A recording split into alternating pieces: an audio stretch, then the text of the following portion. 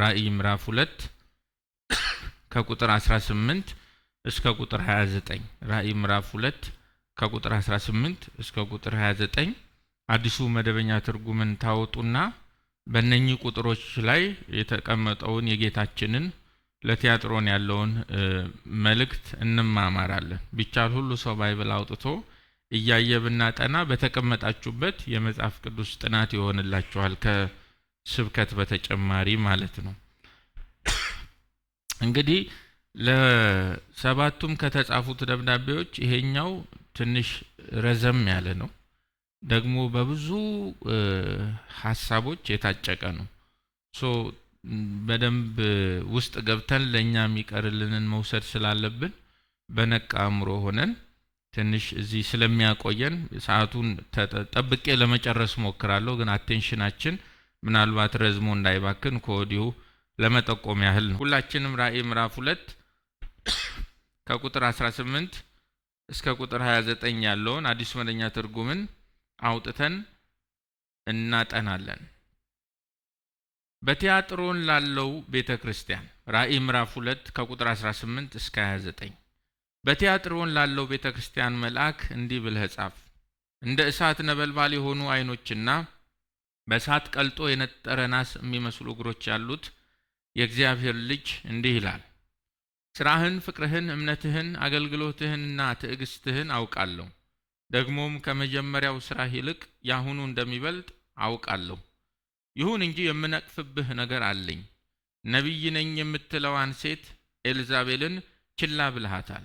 እርሷ አገልጋዮቼ እንዲሴስኑና ለጣዖት የተሰዋ ምግብ እንዲበሉ በትምህርቷ ታስታቸዋለች። ከዝሙቷ ንስሐ እንድትገባ ጊዜ ሰጥቻት ነበር፣ እርሷ ግን ፈቃደኛ አልሆነችም። ስለዚህ በመከራ አልጋ ላይ እጥላታለሁ። ከእርሷም ጋር የሚያመነዝሩትን ከመንገዷ ንስሐ ካልገቡ ብርቱ ስቃይ ያመጣባቸዋለሁ። ልጆቿንም በሞት እቀጣቸዋለሁ። ከዚያም አብያተ ክርስቲያናት ሁሉ እኔ ልብንና ሐሳብን የምመረምር መሆኔን ይረዳሉ። ለእያንዳንዳችሁም እንደ ሥራችሁ እከፍላችኋለሁ። ትምህርቷን ላልተከተላችሁና የሰይጣንም ጥልቅ ምስጢር ነው የሚባለውን ላልተቀበላችሁ በቲያጥሮን ለቀራችሁት ለእናንተ ግን ይህን እላለሁ፣ በእናንተ ላይ ተጨማሪ ሸክም አልጭንባችሁም። ብቻ እኔ እስክመጣ ድረስ ያላችሁን አጥብቃችሁ ያዙ። ድል ለሚነሳና ሥራዬንም እስከ መጨረሻው ለሚፈጽም በአሕዛብ ላይ ሥልጣን እሰጠዋለሁ። እርሱም በብረት በትር ይገዛቸዋል፣ እንደ ሸክላ ዕቃም ይፈጫቸዋል። ይህም ልክ እኔ ከአባቴ ዘንድ ሥልጣንን እንደተቀበልሁ ነው። እኔም የንጋት ኮከብ እሰጠዋለሁ። መንፈስ ለአብያተ ክርስቲያናት የሚናገረውን ጆሮ ያለው ይስማ ይላል። እንግዲህ ከቁጥር 18 እስከ ቁጥር 29 የደብዳቤው ጭብጥ በደንብ እንዲገባን 6 ቦታ በትነን ማስቀመጥ እንችላለን። የመጀመሪያው የደብዳቤው መግቢያ ነው፣ እርሱም ቁጥር 18 ነው። ክርስቶስ ለቲያጥሮን ቤተክርስቲያን ራሱን የገለጸበት መንገድ ነው። ለእያንዳንዱ ቤተክርስቲያን ጌታችን ራሱን ኢንትሮዲዩስ ያደርጋል። ቁጥር 19 ምስክርነት ነው። የቲያጥሮን ቤተክርስቲያን የተመሰገኑባቸው ነጥቦች ናቸው። ቁጥር 20 እስከ ቁጥር 21 ደግሞ ወቀሳ ነው፣ ነቀፋ። የቲያጥሮን ቤተክርስቲያን የተነቀፉባቸው ነጥቦች ተጽፈዋል። ከቁጥር 22 እስከ ቁጥር 23 ደግሞ የቤተክርስቲያን እርምተ ቅጣት ነው። ክርስቶስ በቲያጥሮን ቤተክርስቲያን ባሉ በአንዳንዶቹ ላይ ሊወስዶ ያሰበውን የሥነ ሥርዓት እርምጃ ከወዲሁ ይነግራቸዋል። ከቁጥር 24 እስከ ቁጥር 25 ደግሞ ስለ ቅሬታዎች ነው። ታማኝነታቸውን ጠብቀው ላሉ ለጥቂት የቤተክርስቲያኒቱ አባላት የተሰጠ ማበረታታት ነው። የመጨረሻው ከቁጥር 26 እስከ ቁጥር 29 ደግሞ የደብዳቤው መዝጊያና ለቅሬታዎቹ መድኃኒታችን የገባው የብድራት ዋስትና ነው፣ የሽልማት እርግጠኝነት ነው። በደንብ ደብዳቤው እንዲገባን ጥቂት ስለ ቲያጥሮን ከተማ እናጠናለን። ቲያጥሮን እንደ ተቀሩት ቤተክርስቲያናት በትንሿ የእስያ ግዛት ከጴርጋሞን በስተደቡብ ምስራቅ የምትገኝ በጣም አነስተኛ የሆነች ያን ያህልም ታዋቂ ያልሆነች የጦር ከተማ ናት። የወታደር ከተማ ናት። ሰራዊት ካምፕ ያደረገባት ከተማ ናት። በጴርጋሞንና በሰርዴስ መካከል ያለች የጦር ከተማ ናት። ትራዲሽን እንደሚለው በሰሉቀስ ቀዳማዊ እንደተቆረቆረች ይነገራል። በጊዜው ቲያጥሮን በተለያዩ የንግድ ማህበራት ትታወቅ ነበር። የቆዳ ስራ፣ የነሐስ ስራ፣ የሸክላ ስራ ነበሯት። ከምንም በላይ ደግሞ ቲያጥሮን በጨርቃ ጨርቅ ንግድ፣ በተለይ ደግሞ በሐር ንግድ እንዲሁም ደግሞ በማቅለሚያ ኢንዱስትሪ ጠንካራ የሆነች ከተማ ነበረች። በቲያጥሮን የነበሩ እነዚህ የንግድ ማህበራት የየራሳቸው አማልክትና የሃይማኖት በዓላት ያላቸው አምልኮተ ጣዖትንና ንግድን የቀላቀሉ የሥራ ማህበራት ናቸው። ኢንፋክት በቲያጥሮን አንድ ሰው በግሉ ቢዝነስን ራን ማድረግ አይችልም። ግዴታ በእነዚህ በተቋቋሙ የንግድ ማህበራት ውስጥ ገብቶ ፈቃድ ሊወስድ ይገባል። ያንን ሲያደርግ ደግሞ እያንዳንዱ የሥራ ማህበራት የሚያመልኩትን አማልክት እና ደግሞ ኤክሰርሳይዝ የሚያደርጓቸውን በዓላት አብሮ የመሳተፍ ኃላፊነት ውስጥ ይገባል። ስለዚህ በቲያጥሮን ለመኖር ማህበራዊና ህጋዊ ከለላን ለመጎናጸፍ ግዴታ በእነዚህ የንግድ ማህበራት ውስጥ አባል ሆኖ መቀመጥን ይጠይቃል። ልክ እንደኛ ዘመን ማለት ነው። በቲያጥሮን የነበሩ ቅዱሳን አገልጋዮችም ኑሯቸውን ለማሸነፍ ልጆቻቸውን ለማሳደግ ግዴታ መስራት ስለነበረባቸው መስራትን ሲያስቡ ደግሞ በእነዚህ በባዕድ አምልኮ የሚያልፉ የንግድ ማህበራት ውስጥ እንዲገቡ ይገደዳል። ስለዚህ በቲያጥሮን ክርስቲያን ሆኖ አት ዘ ሴም ታይም ደግሞ ኑሮን መኖር መስቀል ነው፣ ጭንቀት ነው። ከዚህም ጋር ተያይዞ ቤተ ክርስቲያኒቷ ትልቅ የሆነ ኃጢአትን የማመቻመች አደጋ ውስጥ ልትገባ ችላለች። ጥቂት በቲያጥሮን ስላለችው ቤተ ክርስቲያን ደግሞ ስናጠና እርግጥ የቲያጥሮን ቤተ ክርስቲያን በማን መቼ እንዴት እንደተተከለች ግልጽ አድርጎ የሚያስረዳን የውስጥ ማስረጃ የለንም። ነገር ግን በሐዋርያት ሥራ ምዕራፍ 16 ከቁጥር 12 ጀምሮ ከቲያጥሮን ከተማ ጋር ኮኔክሽን የነበራትን አንዲት የቀይ ሐር ነጋዴን እናገኛለን። ሐዋርያት ሥራ ምዕራፍ 16 ከቁጥር 12 ጀምሮ እስከ ቁጥር 15 ይሄ ታሪክ ተጽፏል። ከዚያም የሮማውያን ቅኝና የአካባቢው የመቄዶንያ ግዛት ዋና ከተማ ወደ ሆነችው ወደ ፊልጵስዩስ ገባን። በዚያም አያሌ ቀን ተቀመጥን። በሰነበትም ቀን የጸሎት ስፍራ በመፈለግ ከከተማይቱ በር ወጥተን ወደ አንድ ወንዝ ወረድን። በዚያም ተቀምጠን ተሰብስበው ለነበሩት ሴቶች መናገር ጀመርን። ከሚያዳምጡትም ሴቶች መካከል ልዲያ የምትባል አንዲት ሴት ነበረች። እርሷም እግዚአብሔርን የምታመልክና ከቲያጥሮን ከተማ የመጣች የቀይ ሐር ነጋዴ ነበረች። እንግዲህ በቲያጥሮን የቴክስታይል ትሬድ የጨርቃ ጨርቅ ንግድ ነበር እንድንል ከሚያደርጉን በድንጋይ ላይ ከቀሩ ጽሑፎች በተጨማሪ በተለይ በዋነኛነት ይሄ የሐዋርያት ሥራ ምዕራፍ 16ቱ የውስጥ ማስረጃ ነው። ጌታም ጳውሎስ የሚናገረውን በማስተዋል ትሰማ ዘንድ ልቧን ከፈተላት። እርሷና ቤተሰቦቿ ከተጠመቁ በኋላም በጌታ ማመኔን በእርግጥ ከተረዳችሁልኝ ወደ ቤቴ መጥታችሁ ጥቂት ተቀመጡ በማለት አጥብቃ ለመነችን ይላል። እንግዲህ የቲያጥሮን ቤተ ክርስቲያን የተመሰረተችው እንዲህ ባለ ታሪክ ነው። ስለዚህ ያለን መላምት ሊዲያ በፊልጵስዩስና በቲያጥሮን ከተሞች መካከል የሐር ንግዷን ስታቀላጥፍ እሷም ጌታን የተቀበለውን ቤተሰቧ ወንጌልን በመመስከር ሞስት ፕሮባብሊ በቲያጥሮን ቤተክርስቲያን እንዲተከል ምክንያት ሆናለች ነው። ያ ብቻ አይደለም። የፊልጵስዩስም ቤተክርስቲያን የተተከለችው በዚህችው በሊዲያ በምትባለው ሴት ቤት ውስጥ ነው። እሱም በሐዋርያት ሥራ ምዕራፍ 16 ቁጥር 40 ላይ ታገኙታላችሁ። ሐዋርያት ሥራ 16:40 ጳውሎስና ሲላስ ከእስር ቤቱ ከወጡ በኋላ ወደ ሊዲያ ቤት ሄዱ። በዚያም ወንድሞችን አግኝተው አበረታቷቸው፣ ከዚያም በኋላ ሄዱ ይላል። የፊልጵስዩስ ቤተክርስቲያን የመተከል ምክንያት ናት። አት ዘ ሴም ታይም የቲያጥሮን ቤተክርስቲያንም የመተከል ምክንያት ናት ብለን እንድንገምት የሚያደርጉ በቂ የውስጥ ማስረጃዎችን አሉ።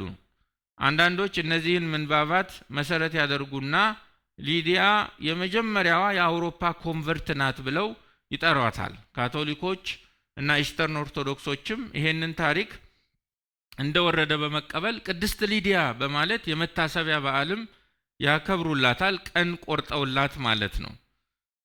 አምልኮተ ጣዖትን በቀላቀለ የቲያጥሮን የንግድ ሥራ ማህበራት ውስጥ ገብታ ሳትጠላለፍ ቤቷን ለቤቱ የከፈተች ታላቅ ሴት ናት። ሊዲያ ስራን እየሰሩ ቢዝነስን ራን እያደረጉ ወንጌልን መስበክና ቤተክርስቲያን ደግሞ እንድትተከል መሳሪያ መሆን እንደሚቻል የምታስተምረን ሴት ናት ማለት ነው። የቤተክርስቲያኒቷን ታሪክ ስናነሳ ሊዲያን መዘንጋት ስለማንችል ጥቂት ስለዚህ ደብዳቤ ስናጠና ከተቀሩት ከተሞች በጣም አነስተኛ ከተማ ነው። ለሌሎቹ ከተጻፉ ደብዳቤዎች ደግሞ በጣም ረጅሙ ደብዳቤ ነው። አንድ የመጽሐፍ ቅዱስ አስተማሪ ትንሽ ከተማ ግን ትልቅ ችግር ያለበት አይነት ብሎ ነው የሚጠራው። ክርስቶስ ደብዳቤን የሚጽፈው ለቤተ ክርስቲያን ሲጽፍ የከተማን ሁኔታ አይቶ አይደለም፣ ጤንነቷን አይቶ ነው የሚጽፈው። ስለዚህ ጥቂት ከተማ መንደር ውስጥ ያላችሁ ናችሁ ብሎ ዞር አላለም። ነገር ግን የነበረባቸው ችግር ትኩረት ሳቢ ስለሆነ በኋላ በዝርዝር እናየዋለን። ከሌሎቹ በተለየ መልኩ ረዘም ያለ ደብዳቤ ነው። ሌላው የሴሰኝነት የኃጢአትና የሐሰተኛ ነቢያት ምልክት የሆነችው ኤልዛቤል የተጠቀሰችበትም ብቸኛ ደብዳቤ ነው። ከሌሎቹ ደብዳቤዎች በተለየ መልኩ ጌታችን ኢየሱስ ክርስቶስ የእግዚአብሔር ልጅ የመሆኑንም እውነታ የጻፈበት ብቸኛ ክፍል ነው። ኢንፋክት በአጠቃላዩ በራእይ መጽሐፍ ውስጥ አናገኝም ከዚህ ሌተር ውጪ ክርስቶስ ራሱን የእግዚአብሔር ልጅ ብሎ የጠራበትን። ለዚች ቤተክርስቲያን ከተጻፈው ከዚህ ደብዳቤ ዘመናችንን የሚሞግት ያለንበትን ቦታ ቆም ብለን እንድናይ የሚያደርግ ተጠንቅቀን ደግሞ በፊቱ እንድንመላለስ የሚረዳ ብዙ ምክር ስላለ ሁላችን ወደ ደብዳቤው በጋራ እንድንገባ ጋብዛችኋለሁ። ከቁጥር 18 እንጀምር። በቲያጥሮን ላለው ቤተክርስቲያን መልአክ እንዲህ ብለህ ጻፍ። እንደ እሳት ነበልባል የሆኑ ዓይኖችና በእሳት ቀልጦ የነጠረ ናስ የሚመስሉ እግሮች ያሉት የእግዚአብሔር ልጅ እንዲህ ይላል ይላል። ጌታችን እዚህ ጋር የደብዳቤው መግቢያ ያደረገው የዚህ ራእይ ጸሐፊ ሐዋርያው ዮሐንስ በምዕራፍ 1 ቁጥር 14 እስከ 15 ባለው ክፍል ውስጥ ያየውን ራእይ ነው። አንዱን ስቦ ነው። ኢንፋክት ለየቤተ ክርስቲያናቱ የምዕራፍ አንዱን ቪዥን ነው እየሳበ እንደየ ነባራዊ ሁኔታቸው የሚተገብረው። ከዚያ ውስጥ አንዱ ስቦ ያመጣው እንደ እሳት ነበልባል የሆኑ ዓይኖች የሚል ነው። ከዚህ በፊት ይሄንን አንስቼዋለሁ። እንደ እሳት ነበልባል የሆኑ ዓይኖች ማለት ከዓይኑ የተሰወረ አንዳች ነገር የለም የሚል ፍቺ ነው ያለው። ክርስቶስ በቤተ ክርስቲያን ውስጥ በስውር የሚሰራን ኃጢአትም ሆነ ትምህርትን ያያል። በሰዎች ልብ ውስጥ የተደበቀውን ሰው የማይደርስበትን የትኛውንም ጥልቅ ምስጢር ፔኔትሬት አድርጎ ገብቶ ማየት የሚያስችል ነበልባል ዓይን ያለው ጌታ ነው። ኢንፋክት የሰው ልብ የክብርት ቤተ ክርስቲያን የውስጥ ገመና በፊቱ እንደተከፈተ መጽሐፍ ነው። ኢንዲቴል ያነበዋል። ኢየሱስ እሳት በሞላው ዓይን የሚያየን አቃጥሎ ሊያጠፋን ሳይሆን ገለባን ሊያስወግድልን በእሳቱ ሊያጠራን የእርሱን መልክ እንድንመስል እኛ ላይ ለመስራት ነው። ቁጥር 18 ነቢይ ነኝ የምትለዋን ኤልዛቤልን ቸል ላለ ትምህርቷንና ኃጢአቷን እያየ ባላየ ላለፈ እንደ ቲያጥሮን ላለ ቤተ ክርስቲያን የማስጠንቀቂያ መግቢያም ነው። ዓይኖቼ እንደ ነበልባል ናቸው ሲል ኦሬዲ ዋርኒንጉን ጀምሮታል። እናንተ ቸል በሉት፣ እናንተ ደብቁት፣ እኔ ግን አየዋለሁ አይነት መግቢያ ነው። ለእነሱ እንደ ዋርኒንግ ነው። ሁለተኛው በእሳት ቀልጦ የነጠረ ናስ የሚመስሉ እግሮች ያሉት ይላል። በእሳት ቀልጦ የነጠረ ናስ የሚመስሉ እግሮች የሚለው ንጽህናንና ፍርድን አደሴም ታይም የሚያሳይ ቃል ነው። እርኩሰት በፊቱ እንደማይቆም ፍርዱ ደግሞ ቀጥተኛ እንደሆነ አንዳንዶች ይህን የጌታን አገላለጽ በወቅቱ በቲያጥሮን ከተማ ከነበረው የናስ ስራና ንግድ ጋር አገናኝተው ይተረጉሙታል። እንዳልኳችሁ የተለያዩ የንግድ ማህበራት ስላሉ ካሉት የንግድ ማህበራት መካከል አንዱ የነሐስ ንግድ ማህበር ነው። በዚህ ማህበር ውስጥ ያሉ ነጋዴዎች ደግሞ የዙስ ልጅ ዙፋኑን በጴርጋሞን ያደረገው የግሪኮች የአማልክት አምላክ የመብረቅ አምላክ ብለው የሚሰውለት የዙስ ልጅ ሁለተኛው ልጁ አፖሎ የነሐስ ንግድ አማልክት ተደርጎ በቲያጥሮን ነጋዴዎች ይመለካል። ምናልባትም ጌታችን እነዚህ ሰዎች የነሐስ ንግድ አምላክ ብለው የሚከተሉትን የዙስን ልጅ አፖሎን እሱንም ኮንሲደር ያደረገ ንግግር ሊሆን ይችላል። ቀልጦ የነጠረ ናስ የሚመስሉ እግሮች ያሉት የሚለው አገላለጽ። ስለዚህ ጌታ በእሳት ቀልጦ የነጠረ ናስ የሚመስሉ እግሮች ያሉት ከነሐስ አማልክቱ ከአፖሎ እንደሚበልጥም ለቤተ ክርስቲያኑ ሊነግራት ፈልጎም ሊሆን ይችላል። በሶስተኛ ደረጃ የእግዚአብሔር ልጅ ይላል። ነበልባል ዓይን ያለው የነሐስ እግር ያለው በሶስተኛ ደረጃ የእግዚአብሔር ልጅ ይላል። ቅድም እንዳልኳችሁ በዮሐንስ ራእይ ውስጥ መድኃኒታችን ራሱን የእግዚአብሔር ልጅ ብሎ በግልጽ የጠራበት ክፍል ዮሐንስ ምዕራፍ 2 ራእይ 2:18 ብቻ ነው። እንግዲህ ይሄ የእግዚአብሔር ልጅ የሚለው ማዕረግ ክርስቶስ በቤተ ክርስቲያን ላይ በሕይወት ጥራት ላይ በአስተምሮ ላይ ከቤተ ክርስቲያን ጋር ተያይዘው ባሉም በሌሎች ሁሉ ጉዳዮች ላይ ብቸኛ ሉዓላዊ አምላክ መሆኑን በግልጽ የሚያስረዳ ነው። የእግዚአብሔር ልጅ የሚለው አውዳዊ ፍቺው ከክርስቶስ አምላካዊ ስልጣን ጋር የተያያዘ ስለሆነ፣ ሌላው በቲያጥሮን በናስ ንግድ ከሚመለከው የዙስ ልጅ የነጠረ ናስ የሚመስሉ እግሮች ያሉት የእግዚአብሔር ልጅ እንደሚበልጥም ሊያስረዳቸው ነው። ከዙስ ልጅ አፖሎ የእግዚአብሔር ልጅ ክርስቶስ በፍርድም ሆነ በኃይል በስልጣንም ሆነ በአሰራር የተላቀ እንደሆነ ቤተ ክርስቲያን ከእግዚአብሔር የተቀበለችው ሀብት በውጪ ከሚያማልላት ጣዖት እንደሚበልጥ ሊጠቁማትን ፈልጎ ሊሆን ይችላል። ስለዚህ ጌታ ራሱን በዚህ መልክ ለቲያጥሮን ቤተ ክርስቲያን ሲያስተዋውቅ ቲያጥሮኖች ሊጽናኑ ይችላሉ። የቅድሙ ዋርኒንግ ነው፣ የእግዚአብሔር ልጅ የሚለው ግን ኮምፈርቲንግ ነው። ቤተ ክርስቲያን በውስጧ ያለውን እያንዳንዱን እንቅስቃሴ ልክ ጣሪያ ላይ እንደተገጠመ ካሜራ እየተመለከተ ያለ የክርስቶስ ዓይን ዙሪያዋ እንዳለ ልብ ልትል ይገባል።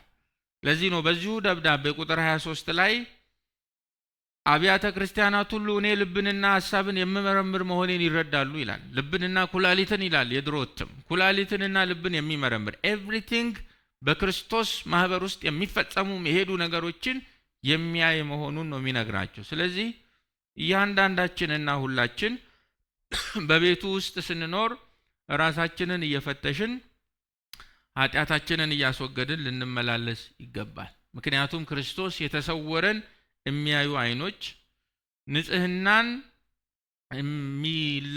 የሚያለማምዱ ደግሞ እግሮች ያሉት ደግሞ በሁሉ ላይ ላይ የሆነ የእግዚአብሔር ልጅ ነው። መግቢያው ይሄን ነው የሚያስረዳው። ወደ ቁጥር 19 እንሂድ። ስራህን፣ ፍቅርህን፣ እምነትህን፣ አገልግሎትህን፣ ትዕግስትህን አውቃለሁ፣ ደግሞም ከመጀመሪያው ስራህ ይልቅ ያሁኑ እንደሚበልጥ አውቃለሁ ይላል። ስለ እነሱ 5 ነገሮችን ነው ጌታ አውቃለሁ የሚለው። ስራ፣ ፍቅር፣ እምነት፣ አገልግሎት፣ ትዕግስት። እምነታቸው በስራ ፍሬ የታጀበ ነበር። የቲያጥሮን ቅዱሳን ፍቅር ያላቸው ቅዱሳን ነበሩ። ኤፌሶን በዶክትሪን ጠንካራ ቤተ ክርስቲያን ነበር፣ ነገር ግን የቀደመውን ፍቅሩን የጣለ ቤተ ክርስቲያን ነበር። ቲያጥሮን ደግሞ ኤፌሶን ደካማ ሆኖ በተወቀሰበት የፍቅር ሕይወት የሞላ የተመሰከረለት ቤተ ክርስቲያን ነው። ጌታ ላይ በነበራቸው እምነት በዲቁናና በምህረት አገልግሎት ብርቱ የነበሩ ሰዎች ናቸው። ከንግዱ ዓለም፣ ከስራ ቦታ፣ ከከተማው ባህል የሚመጣውን ጫና መታገስ የሚችሉ ሰዎች የነበሩት ቤተ ክርስቲያን ነው። እዚህ ውስጥ ምን ይላል? ቁጥር 19 ደግሞም ከመጀመሪያው ስራ ይልቅ ያሁኑ እንደሚበልጥ አውቃለሁ ይላል። ልብ አድርጉ። ይሄ ደብዳቤ ሲጻፍላቸው የነበሩበት የሥራ ደረጃ ቀድሞ ከነበረው የሥራ ምስክርነታቸው ጨምሯል ማለት ነው። ፍቅራቸው ጨምሯል፣ እምነታቸው ጨምሯል፣ የመቆረስ አገልግሎታቸው ጨምሯል። ከፊት ይልቅ በመንፈሳዊ ነገር የጨመረ ቤተ ክርስቲያን ነው። የቲያጥሮን ቤተ ክርስቲያን ለጌታና ለቅዱሳን የነበረው ፍቅር እያደጉ ሲመጡ እየቀዘቀዘ አልመጣባቸውም። በኤፌሶን የቀድሞ ፍቅር ሲቀዘቅዝ፣ በቲያጥሮን የቀድሞ ፍቅር ጨምሯል፣ ከፊት ይልቅ በልጧል። ጌታችን የቲያጥሮን ቤተ ክርስቲያን ያላትን በጎ ነገር 1-2 ብሎ ነው ዘርዝሮ የሚነግራት። በቁጥር 19 የነሱ የተሞገሱበት ነጥብ ውስጥ ሆነን ይችን ቤተ ክርስቲያን ስናያት በጣም ሕያው ቤተ ክርስቲያን ትመስላለች። ብዙ ነገር የበዛላት ቤተ ክርስቲያን ትመስላለች። ፍቅር አላቸው፣ በጣም ነው የሚዋደዱት። እምነት አላቸው፣ ትዕግስት አላቸው፣ ስራ አላቸው። በብዙ ጥሩ ስራዎች ውስጥ ማኒፌስት ያደረጉ ሰዎች ናቸው። ኢየሱስ ግን አይኖቹ ያንን ብቻ አያይም። እነዚህ ነገር ግን የደበቁት አንድ አደገኛ ካንሰር ቤተ ክርስቲያን ውስጥ አለ። በቁጥር 20 ላይ ይሄንን መናገር ይጀምራል። ራእይ 2:20 ይሁን እንጂ የምነቅፍበት ነገር አለኝ ይላል። ነቢይ ነኝ የምትለዋን ሴት ኤልዛቤልን ችላ ብለሃታል። እርሷ አገልጋዮቼ እንዲሴስኑና ለጣዖት የተሰዋ ምግብ እንዲበሉ በትምህርቷ ታስታቸዋለች ይላል። በጣም ነው የሚገርመው። ከድሮው ይልቅ አሁን እየጨመረ የመጣው ፍቅራቸው፣ ከድሮው ይልቅ አሁን እየጨመረ የመጣው እምነታቸው፣ ስራቸው ይሄንን ኃጢአት ላይ ያላቸውን ቸልተኝነት እንዳይመለከት ኢየሱስን ሊጋርደው አልቻለም። ምክንያቱም አይኖቹ የእሳት ነበልባል ናቸው። ክርስቶስ ቤተክርስቲያንን ሚያያት ያላትን በጎ ነገር አንድ ሁለት ብሎ እየዘረዘረ ሊያመሰግናት ብቻ አይደለም። የጎደላትንም ነገር፣ የሰወረችውን፣ የደበቀችውን፣ መልካም በሚመስሉ ነገሮች የጋረደችውን ያንን ኃጢአት ወደ ብርሃን አውጥቶም ራሷን አይታ በንስሐ እንድትመለስም ጭምር ነው። አይኑ በዚህ ልክ ሚዛን የጠበቀ ነው። ክብር ለታላቅ ስሙ ይሁን። ከኛ በላይ ለኛ የሚያውቅልን ጌታ ነው ኢየሱስ። እንግዲህ ቁጥር 20 አንድ ባንድ ለማየት እንሞክር።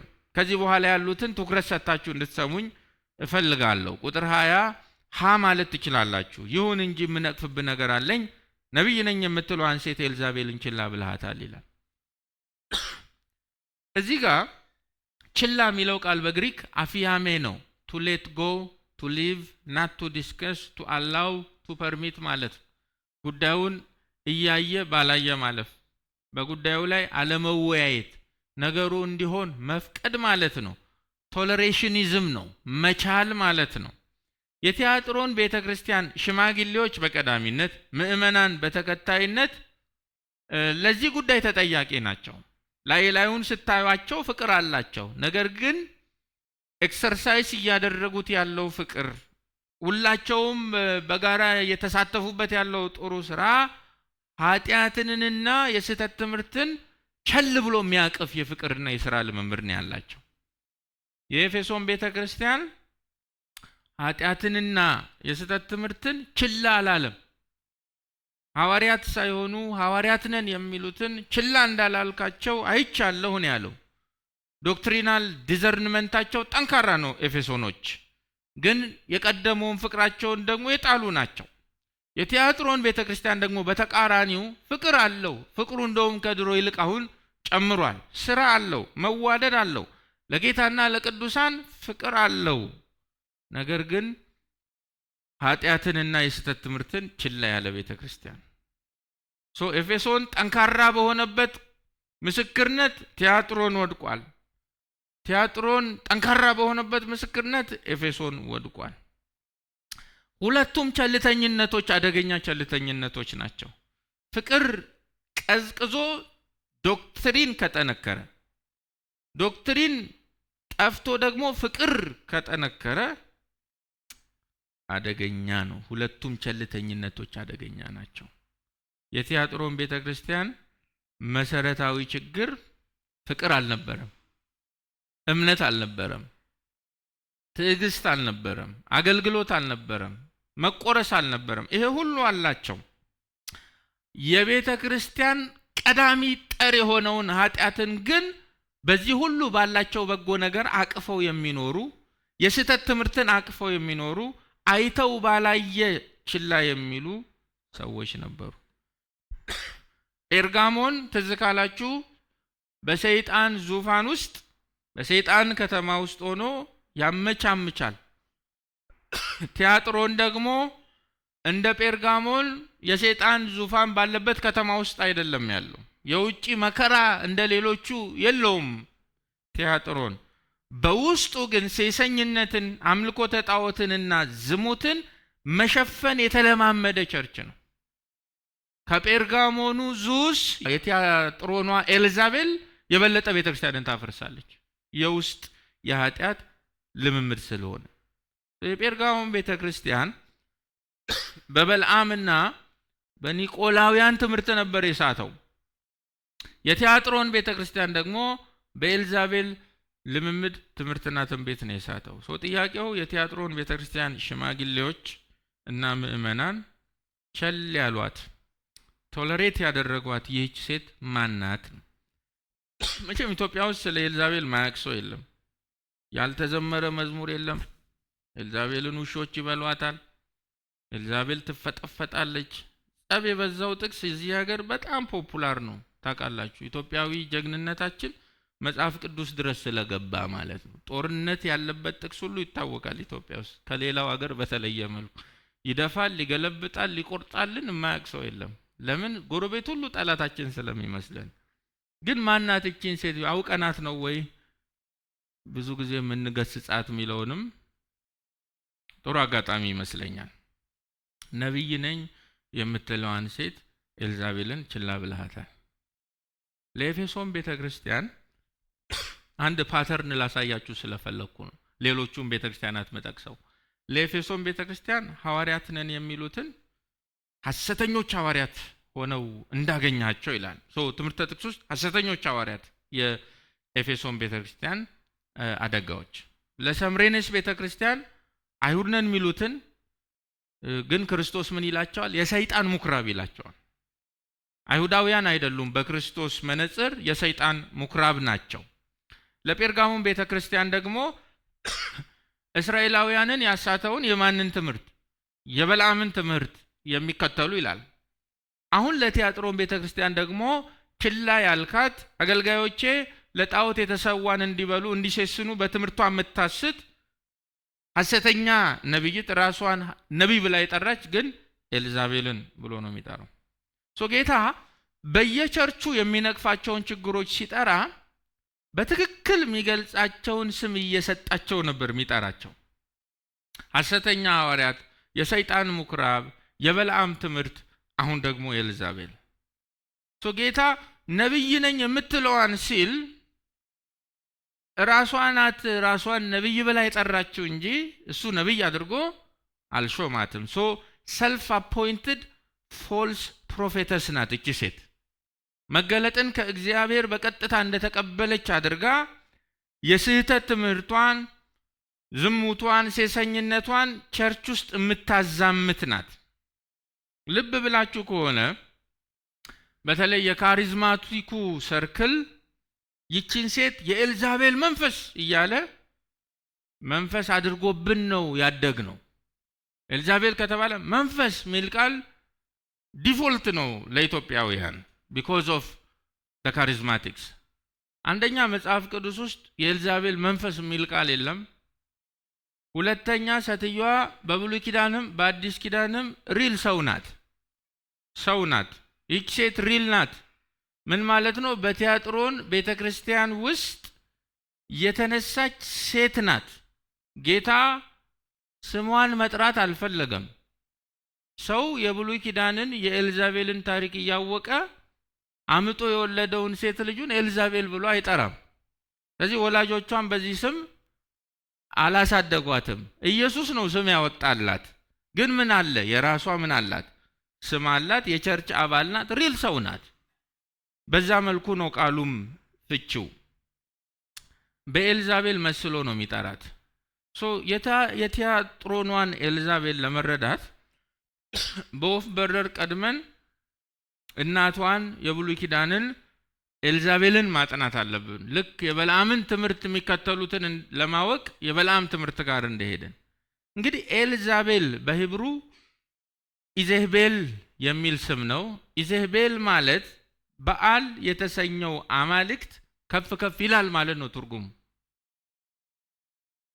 ልብ አድርጉ፣ ኤልዛቤል በትውልድ እስራኤላዊ አይደለችም፣ ሲዶናዊት ናት። የአባቷም ስም በመጽሐፍ ቅዱስ ተጽፏል። ኤት በዓል ይባላል። ኤት በዓል ማለት ከበዓል እንደማለት። እኛ ልክ ከአብ ከምን እያለ ልጆቻችን ስም እንደምናወጣ ከበዓል። በሁለቱም ስሞች ውስጥ በዓል የተሰኘው የሲዶናውያን አማልክት አለ። አባቷ ኢንፋክት የሲዶን ንጉሥ ብቻ አይደለም፣ የበዓል ካህንም ጭምር ነበር።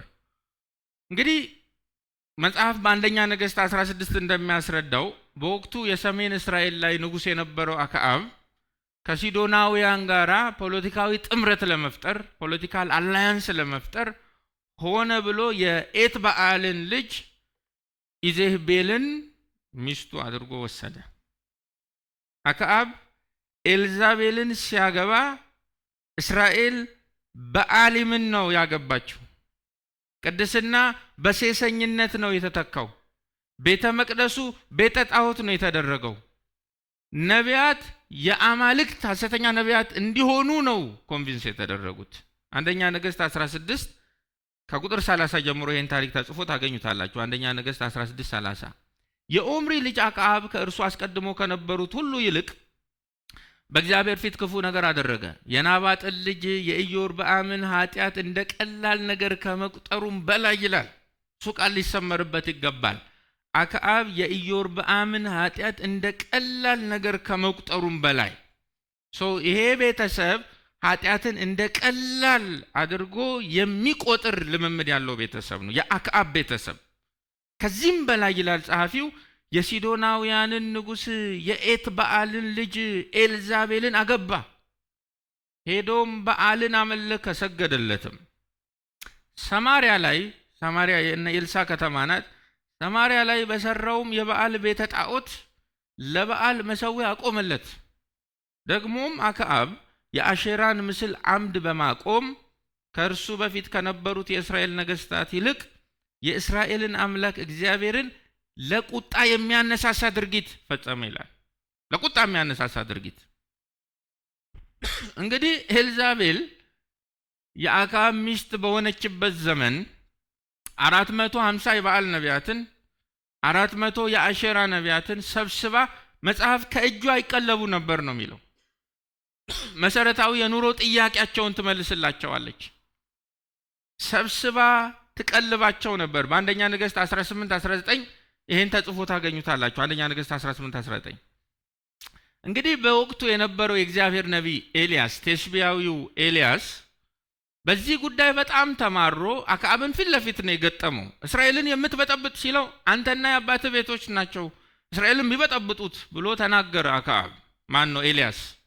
እና እንወራረድ አለው። ወደ ቀርሜሎስ ተራራ 450 የበዓል ነቢያትንና 400 የአሼራ ነቢያት ከሚስት ከኤልዛቤል እጅ የሚበሉትን ሰብስበ ይዛቸውና እኔም እወጣለሁ ብሎ ተወራረደ።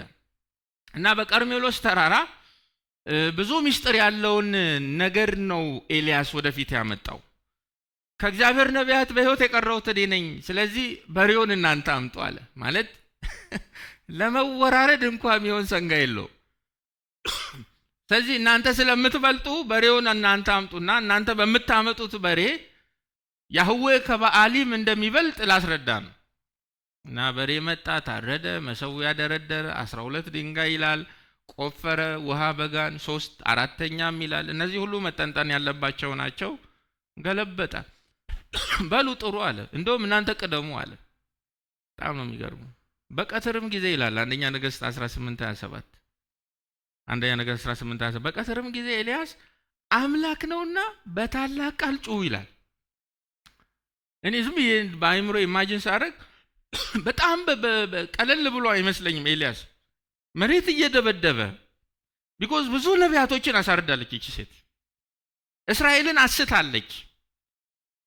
አንጥረኛ በመሮና በድንጋይ ጠርቦ የሰራውን የአሕዛብን አማልክት ህዝቡ በገፍ ወጥቶ እንዲያመልክ ንጉሱን አሳምና ህዝቡን አሳምጻለች።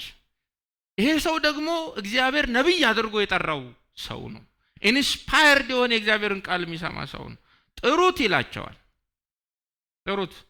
ምናልባት ሐሳብ ይዞታል፣ ወይም ፈቀቅ ብሏል፣ ወይም ወደ መንገድ ሄዷል፣ ወይም ተኝቶ እንደሆነ መቀስቀስ ያስፈልገዋል እያለ አላገጠባቸው የሚል ቃል አለ። በአሕዛብ አማልክት ማላገጥ መጽሐፍ ቅዱሳዊ ነው ማለት። የማላገጥን መጽሐፍ ቅዱሳዊ ዴፊኒሽን ይዛችሁ የማላገጥ መብት አላችሁ። አይን አለው አያይም ይላል። እግዚአብሔር ሞክ ያደርግባቸዋል። ጆሮ አለው አይሰማም።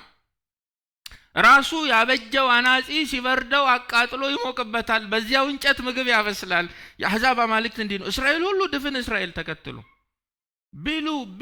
ቢሉ እያነከሱ ዞሩ ይላል። ወገባቸው ጎበጠ። በዓል አይመልስም። መጨረሻ እግዚአብሔር ሆይ ብሎ ተወራረደ። ሕዝብ ስቷል። አክዓብና ኤልዛቤል ይሄን አመፅ አምጥተዋል። ስለዚህ ይመለሱ ዘንድ እባክህ ብሎ ሲጮህ አምላኩ ሰማው። እሳት ከሰማይ ወረደች፣ ሁሉንም ላሰች ይላል። ወዲያው ነው ኤልያስ አንድ የበዓል ነቢይ አንድ የአሼራ ነቢይ እንዳያመልጣል 850 ሰው ያዙልኝ ብሎ ቂሶን በሚባል ወንዝ ወስዶ አሳረዳቸው ይላል። ይሄ በአይሁዳውያን ዘንድ ትልቅ ታሪክ ነው። የዚሎቶች እንደውም ታሪክ ይሄ ነው ሞቲቬሽናቸው። እነ ጳውሎስ ኮንቨርትድ ከመሆናቸው በፊት በኤልያስ መንፈስ ነው የምንሄደው ይሉ ነበር። ክርስቲያኖችን እያሰሩ ሲገሉ ለእግዚአብሔር እንደቀኑ ነበር የሚሰማቸው። ይሄን ታሪክ መጥቶ አክዓብ ነገራት። ሰውየው እንዲያርጓል ይላት ከነሱ እንደ አንዱ ባላደርገው አማልክቶች ይህንንና ያንን ያድርጉብኝ ብላ ተማማለች። ኤልዛቤል እውነተኛ የእግዚአብሔርን አገልጋዮች፣ እውነተኛ የእግዚአብሔርን ነቢያቶች ከቻለች ኮንቪንስ ታደርጋቸዋለች። በጥቅም ትደራደራቸዋለች፣ በዝሙት ትደራደራቸዋለች፣ በትምህርት ትደራደራቸዋለች። እነኚህ ሶስቱ መሰረታዊ ናቸው። በጥቅም፣ በዝሙት፣ በትምህርት።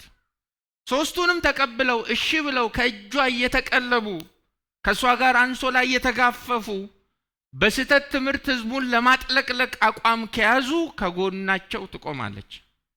እንደ ቴስቢያዊው ኤልያስ እምቢ ያሉ እንደሆነ ደግሞ ታሳርዳቸዋለች። በህይወት ካላገኘቻቸው ደግሞ ታሳድዳቸዋለች። እድሜውን ሁሉ በስደት ኖረ ኤልያስ። ይህቺ ናት የብሉይ ኪዳኗ ኤልዛቤል። የቲያጥሮኗም ኤልዛቤል ተመሳሳይ ነገር ነው የምታደርገው በተለየ መልክ። ቁጥር 20 ለብላችሁ እርሷ ይላል መድኃኒታችን አገልጋዮቼ እንዲሴስኑና ለጣዖት የተሰዋ ምግብ እንዲበሉ በትምህርቷ ታስታቸዋለች። ነቢያቶች አላለም፣ የቆመ ኦፊስ ስለሆነ አገልጋዮቼ እንዲሴስኑ ለጣዖት የተሰዋ ምግብ እንዲበሉ በትምህርቷ ታስታቸዋለች። ሁለት ነገር እንዲያደርጉ ነው የምታስተምራቸው። አንደኛው በዝሙት ህይወት ውስጥ እንዲኖሩ፣ ሁለት ለጣዖት የተሰዋ ምግብ እንዲበሉ። ሊዲያ የነ ጳውሎስን ወንጌል ይዛ ወደ ቲያጥሮን ሰዎች ስትመጣ ይህች ጌታ በስም ሊጠራት ያልፈለጋት በኤልዛቤል የመሰላት የቲያጥሮኗ ሴት የነ ኤልዛቤልን አማልክት በዓልን እና የነ ኤልዛቤልን ሴሰኝነት፣ ዘማዊነትን፣ የነ አክዓብን የስተት ትምህርት፣ እርኩሰትን፣ የስጋን ስራ ይዛ ነው የመጣችባቸው። ሰዎች ወደ አንዲት ጤናማ ቤተክርስቲያን ሲመጡ አወቅንም አላወቅንም፣ አስተዋልንም አላስተዋልንም የተጫነባቸውን ትምህርትና ልምምድ ነው ይዘው የሚመጡት። ለዚህ ነው የጤናማ ቤተክርስቲያን ምልክቶች ውስጥ አንዱ ትርጉም ያለው የቤተክርስቲያን አባልነት ብለን ምንማማር ያለው። አንዲት ቤተክርስቲያን የቸርች ሜምበርሺፕ ኳሊፊኬሽኗን ለቀቅ ስታደርገው፣ በሯን ከመጠን በላይ ስታሰፋ ለብዙ አደጋዎች ትጋለጣለች። የበጎች በረት ሰፊ በር የለው፣ ጉረኖ ሰፊ በር የለው። የበግ ለምድ ለብሰው መንጋውን ሊያጠቁ የሚመጡ ተኩላዎች ሊኖሩ ስለሚችሉ፣ ቅድም መግቢያ በጸሎቱ ላይ እንዳነበብኩት እንደ ይሁዳ ኢንትሩደርስ ሰርጎ ገቦች ስለሚመጡ በሩ ሊሰፋ አይገባም። የቲያጥሮን ቤተክርስቲያን በር ግን የተሰራው ቸልተኝነት በሚባል እንጨትና ማገር ነው። ቸል ይላሉ። እያዩት ቸርች ውስጥ እያዩት የቤተ ክርስቲያኒቷን አገልጋዮች ታስታለች። በትምህርቷ እድል ይሰጧታል። ነብይም ነኝ ብላ ክሌም ታደርጋለች። ከእግዚአብሔር ልዩ ምስጢር ሰምቻለሁ ብላ ለጉባኤው ትናገራለች። ደግሞ ለጣዖት የተሰዋ እንዲበሉም ታነቃቃቸዋለች። የብሉይ ኪዳኗ ኤልዛቤል የበዓልን አምልኮና ሴሰኝነቷን ወደ ህዝቡ ልታግዝ ስትል ኤልያስ እሷንም ህዝቡንም ነው ኮንፍሮንት ያደረገው። የቲያጥሮን ቤተክርስቲያን ሽማግሌዎችና ምእመናን ግን ጌታ ኤልዛቤል ብሎ የጠራትን ይችን ሴት ችላ ብለው አቅፈዋታል። ቸርቹ ፍቅር አለው፣ የፍቅር ችግር የለበትም። ሁሌ መሳሳም ነው፣ ይተቃቀፋሉ፣ ያገለግላሉ። የምህረት አገልግሎት የበዛላቸው ናቸው፣ በእምነት ጽኑ ናቸው። when it comes to this prophetess ግን ዝም ይላሉ፣ ባላየ ያልፋሉ። በመካከላቸው ኮንቴጂየስ የሆነን ኃጢአት እያዩ ዝም ይላሉ። መድረክ ላይ የሚወጡትም ዝም ይላሉ፣ ማህበሩም ዝም ይላል። ይሄንን ደግሞ የተለማመደ ቸርች ነው፣ አደገኛ ቸርች ነው። ኤልያስ እሞታለሁ ነው ያለው። አንደኛ ነገሥት 18:21 ላይ አንደኛ ነገሥት 18:21 ላይ ኤልያስም በሕዝቡ ፊት ቀርቦ ሕዝቡን ነው ልብ አድርጉ፣ በሁለት ሐሳብ የምትዋልሉት እስከ መቼ ድረስ ነው ይላል። አንድ ሆኖ ለሺ እስከ መቼ ነው የምታነክሱት ይላል የእስራኤልን ሕዝቦች። እግዚአብሔር አምላክ ከሆነ እግዚአብሔርን ተከተሉ፣ በዓል አምላክ ከሆነ በዓልን ተከተሉ። እንደዚህ አይነት ኤልያሶችን እግዚአብሔር ያብዛልን። ወንድሞቼ በእግዚአብሔር እውነት ላይ የማይደራደሩ አማኞች ጌታ ያድርገን። ኑ አለ ሐሰተኛ ነቢይን ችላ አልልም አለ ኤልያስ። ሐሰተኛ ነቢይን ችላ የሚል ቤተ ክርስቲያን፣ ሐሰተኛ ነቢይን ችላ የሚል የቤተ ክርስቲያን መጋቢ፣ ሐሰተኛ ነቢይን ችላ የሚል የቤተ ክርስቲያን ሽማግሌ ያህዌን በበዓል የቃሉን መጋቢያን በአሼራ ነቢያት የሚተካ አክዓብ ነው። አደገኛ ነው። ሄዶ ቃል ኪዳን የሚመሰርት ነው። ሄዶ የራሱን አንዳንድ ጥቅም አስቀድሞ አላያንስ የሚፈጥር አክዓብ ነው። ቲቶ ምዕራፍ 1 ቁጥር 9 ላይ ቲቶ 1:9 ላይ ጳውሎስ ስለ ኤጲስቆጶስነት ስለ ቤተክርስቲያን ሽማግሌነት መስፈርትን ሲጽፍ እንዲህ ነው ያለው፣ ሌሎችን ትክክል በሆነው ትምህርት እንዲያበረታታና ይህንኑ ትምህርት የሚቃወሙትን ይወቅስ ዘንድ እንደተማረው በታመነ ቃል የሚጸና መሆን አለበት ይላል። ሪኳርመንት አድርጉ። አንድ የቤተክርስቲያን ሽማግሌ የስተት ትምህርትን የሚቃወም በተማረው ጸንቶ የሚቆም ሊሆን ይገባል። የሰርሜኔስና የጴርጋሞን መከራ ከከተማው የሚመጣ ነበር። የኤፌሶንም እንደዚሁ። የቲያጥሮን ግን ቸልተኝነት ያመጣው የውስጥ መከራ፣ ለዚያውም ኃጢአት ላይ የመጣ ቸልተኝነት። ሁለተኛ ጴጥሮስ 2:1 እንዲህ ይላል። ሁለተኛ ጴጥሮስ 2:1 ካስታውሳችሁ ይህን ክፍል ተማምረነው ነበር። ነገር ግን ሐሰተኞች ነቢያት በሕዝቡ መካከል እንደነበሩ እንዲሁም በእናንተ መካከል ሐሰተኞች መምህራን ይነሳሉ። በመካከላችሁ ሐሰተኞች መምህራን ይነሳሉ። ጥንት ሐሰተኛ ነቢያት ከሕዝቡ መካከል እንደተነሱ ይነሳል። እነርሱም የዋጃቸውን ጌታ እንኳ ክደው ጥፋት የሚያስከትል የስህተት ትምህርትና በስውር ያስገባሉ ይላል። ዲስትራክቲቭ የሆነን ኑፋቄ አሹልከው ያስገባሉ። በዚህም በራሳቸው ላይ ድንገተኛ ጥፋት ያመጣሉ ይላል። ስለዚህ አማኞች የስህተት ትምህርትንና ኃጢአትን የሚያስፋፋ የቤተ ክርስቲያን አገልጋይና የቤተ ክርስቲያን አባልን ቶለሬት ማድረግ የለባቸው።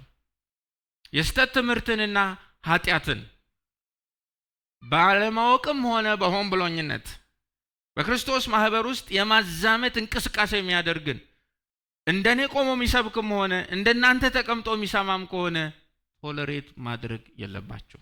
የቲያጥሮን ቤተክርስቲያን ችግር ኮርፖሬት ቶለሬሽኒዝም ነበር። በማህበር ነው ቶለሬት የሚያደርጉት። ቅድም መግቢያ ላይ ስለ ቲያጥሮን ሳወራ ከተማው የንግድ ማህበራት ነበሩት ብዬ ነበር። የንግድ ስራ ማህበራቱ ደግሞ አማልክቶች አሏቸው እና አንዳንድ የቲያጥሮን ቤተክርስቲያን አባላትና አገልጋዮች በንግድ ምክንያት እነዚህ ማህበራት ውስጥ ይገባሉ። አስገዳጅ ስለሆነ የከተማው የመኖር መስፈርት ስለሆነ እነዚህ የንግድ ማህበራት ደግሞ ወደ እነሱ የመጡትን የቤተክርስቲያን ሰዎችን በስራ ሰክሰስፉል ሲሆኑ ምናልባት የነሐስ ስራው በጣም ጥሩ ውጤት ካመጣ፣ የሸክላ ስራው ጥሩ ውጤት ካመጣ፣ የሐር ንግዱ የተሳካ ከሆነ በሉ እንሂድና ለአምላካችን ፊስት እናድርግ ይላሉ። ሄደው ለአማልክቶች በዓል ያደርጋሉ። በዓል ሲያደርጉ ለጣዖት የተሰዋ ምግብ ይቀርባል፣ እንብላ ይላሉ። አንዳንዶቹ ደግሞ ሴሰኝነትን ኤክስፒሪየንስ ያደርጉታል። ተሳክቶልን የለ ቢዝነሱ ቡም አድርጓል። ከሌሎች የንግድ ስራ ማህበራት በተለየ መልኩ የኛ የንግድ ስራ ማህበር ሰክሰስፉል ሆኗል። በዚህን ያህል ዲጂት ጨምሯል። ስለዚህ ለምን ወጣ ብለን ፈታ አንልም? ምን አለ አንድ ሁለት ያዝ ብናደርግ፣ ወጣስ ብለን ብንዝናና ምን አለ? ይቻላል። ይሄ የደስታ ቀን ነው። ቺርስ ቺርስ ለአማልክታችን ለእገሌ እንዲህ ስላረክልን ክብር ምስጋና ይሁንልህ ብለው የሚኖሩበት የከተማ ባህል አላቸው። እና በዚህ ትንሽ ከተማ ውስጥ እንደዚህ አይነት አደገኛ ልምምድ ነበር። ስለዚህ እነዚህ አማኞች በእነዚህ የንግድ ስራ ማህበራት ውስጥ ገብተው እንደዚህ አይነት ልምምድ ካደረጉ በኋላ ለሰሩት ኃጢአት ንስሐ ለመግባት ወደ ቤተክርስቲያን ሲመጡ በቲያጥሮን ቤተክርስቲያን የዕለቱ መጋቢ ማን ነው? እቺ ሴት ናት። ሴቲቱ ትቆምና ሰው በስጋ ኃጢአትን ቢሰራ ችግር የለም ትላለች። ታዲያ እንሞታለን እንዴ? ልጆች አሏችሁ፣ ብዙ የምትከፍሉት የወራዊ ቢል አለ። ምን ችግር አለው? አንድ ሄዳችሁ ከአማልክቶቻቸው ጋር የቀረበ ማዕድ ብትበሉ እኮ ያን ያህል ክርስትና ማካበድ አያስፈልግም።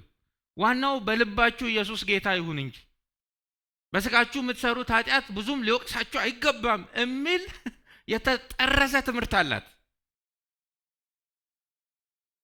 የከተማውን አደልተሪና አዶላተሪ አግዛ ቸርች ውስጥ አስገብታ መድረክ ይዛ የምታስተምር ራሷን ነብይ ያለች በብሉይ ኪዳኗ ኤልዛቤል የተመሰለች የቤተ ክርስቲያን ሪል ሴት ናት ይቺ ሴት።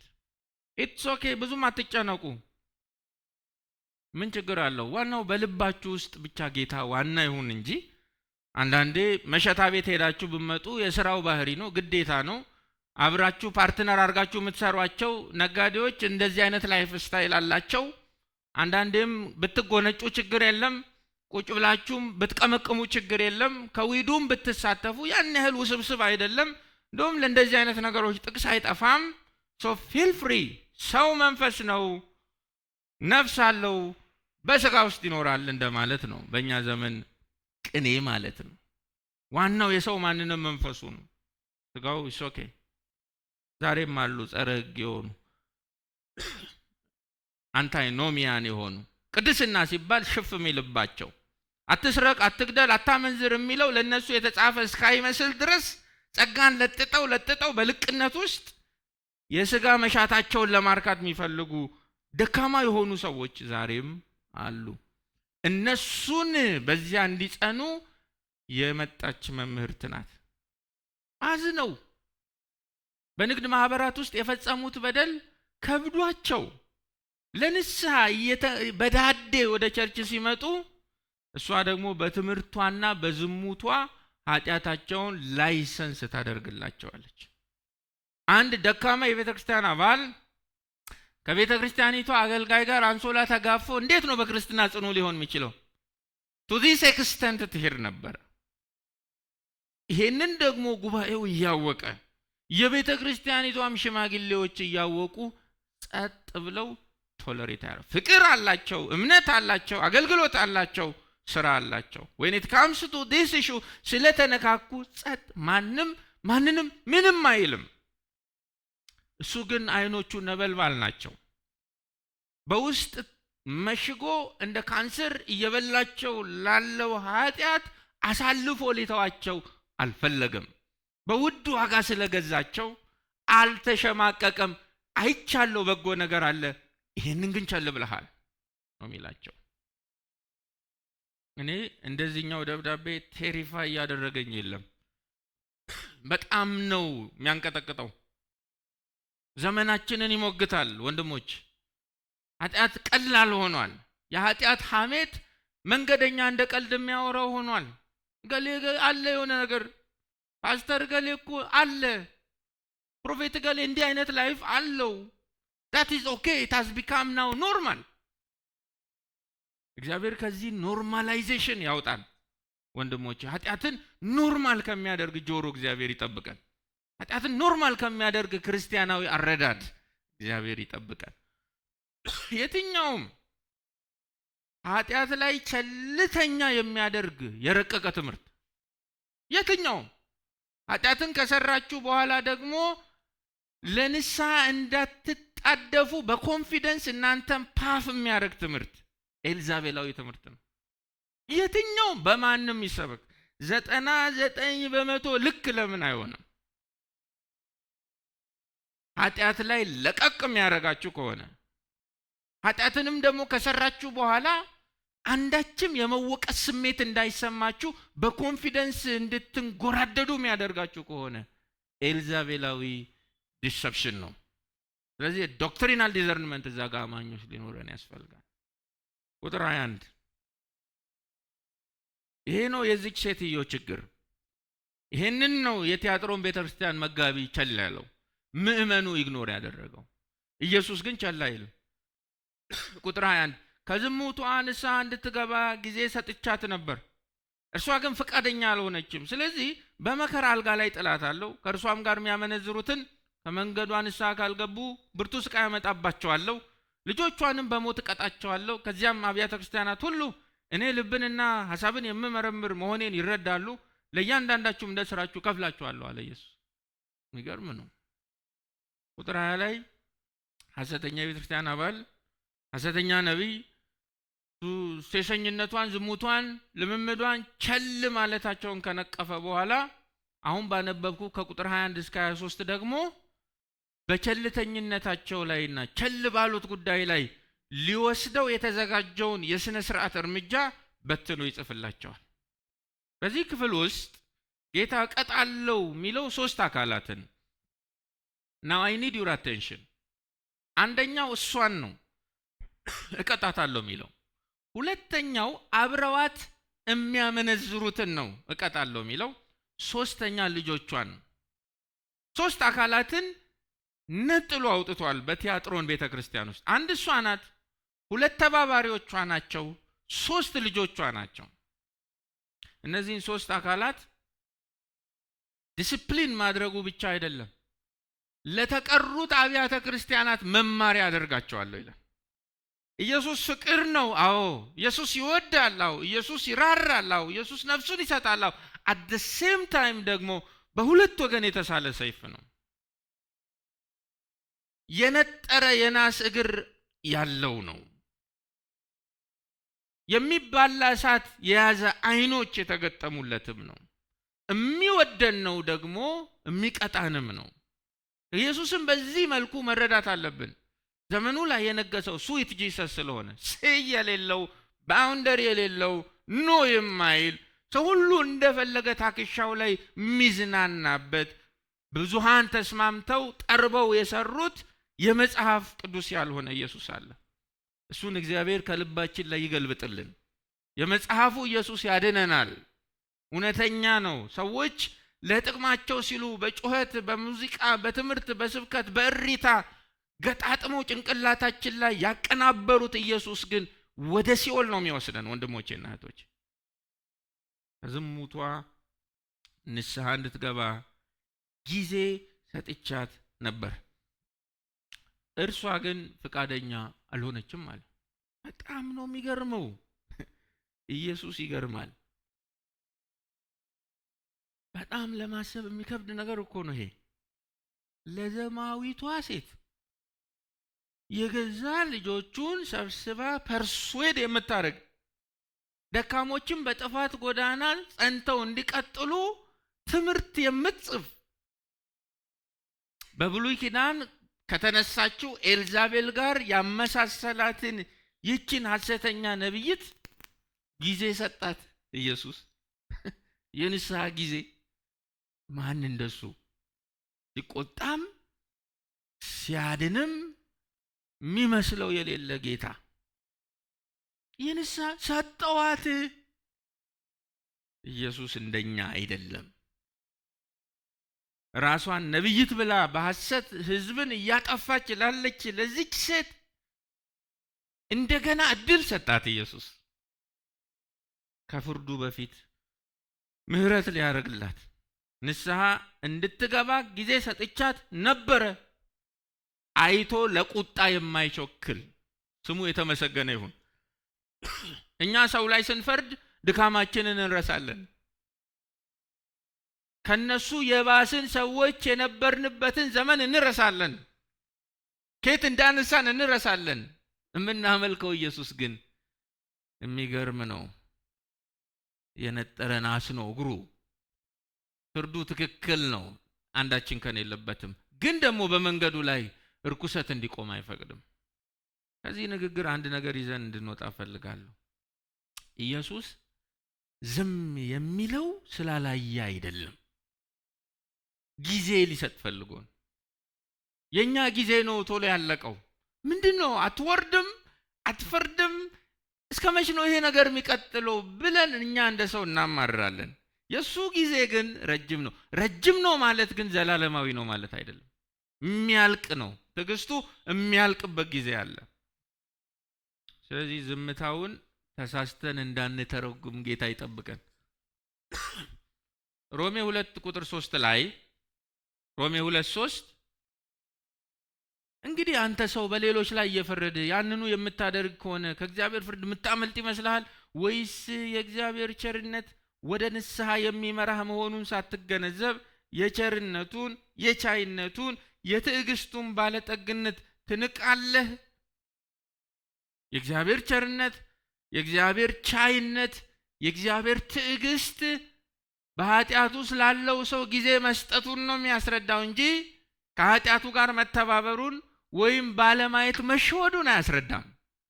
ጊዜ መስጠቱን ነው የሚያስረዳው። ቸርነቱን እንዳንንቅ፣ ቻይነቱን እንዳንንቅ፣ ትዕግስቱን እንዳንፈታተን እግዚአብሔር በዚህ ቃል አልፎ ማስተዋል ያብዛልን። እርሷ ግን ፈቃደኛ አልሆነችም። here comes the problem now። ጊዜ ሰጥቻለሁ፣ እድል ሰጥቻለሁ፣ ይሄ ነገር ልክ አይደለም ብያለሁ፣ ስራሽን አቁሚ ብያታለሁ። እሷ ግን ፈቃደኛ አልሆነችም። ከዚህ ቀደም ካስታወሳችሁ የጤናማ ቤተክርስቲያን ባህሪያት በሚለው ተከታታይ ትምህርት ስለ እርምተ ቅጣት ስንማማር እርምተ ቅጣት ማለት ቤተክርስቲያን ንስሐ ሳይገቡ በቋሚነት በኃጢአት ውስጥ የሚገኙ አባሎቿ ላይ የምትወስደው የሥነ ሥርዓት እርምጃ ነው ብለን ተርጉመን ነበር። አባላት በሚሰሩት ሁሉም አይነት ኃጢአት ላይ ጉባኤያዊ እርምተ ቅጣት አይወሰድም። እርምተ ቅጣት የሚወሰደው በምን አይነት ኃጢአት ላይ እንደሆነ ተማምረናል። አንድ የቤተ ክርስቲያኒቱን ህልውና አደጋ ላይ የሚጥል ኃጢአት ከሆነ፣ ሁለት ውጫዊና ይፋዊ ከሆነ ፐብሊክና ስካንደለስ ከሆነ፣ ሶስት ያንን ኃጢአት ኮሚቴ ያደረገው ሰው ንስሐ የማይገባ ከሆነ። ይህች የቲያጥሮኗ ኤልዛቤል ሶስቱንም ታሟላለች። ከሶስቱ አንዱ ሁለቱን ሜንሽን አድርጓል። ፈቃደኛ አይደለችም ይላል። በጣም ነው የምትገርመው። የጉባኤው ቸልተኝነት፣ የሽማግሌዎቹ ዝምታ፣ የማህበሩ ጸጥታ ኃጢአታዊ አካሄዷን እንደ ጽድቅ እንድትቆጥር አስቷታል። ዝም የተባለ ኃጢአት የቅድስና ያህል ዋጋ ሊሰጠው ይችላል። በሚሰራው ሰውም ጭምር ትክክለኛ የህይወት ስርዓት ተደርጎ ሊወሰድ ይችላል። ቤተክርስቲያን ዝም የምትለው የስህተት ትምህርት፣ ቤተክርስቲያን አይታ ባላየ የምታልፈው የትኛውም ሲንፉል ቢሄቪየር ያንን ሰው እንደ ትክክል የጽድቅ ጉዞ አድርጎ እንዲቆጥረው ያደርጋል። እድፍ የክት ልብስ ሆኖ ሊኖር ይችላል። ፈቃደኛ አይደለችም። በነገራችን ላይ በስውርም ሆነ በጉባኤ ኃጢአትን ሰርቶ ንስሐ አለመግባት ሪጀነሬት ያለማድረግ ምልክት ነው።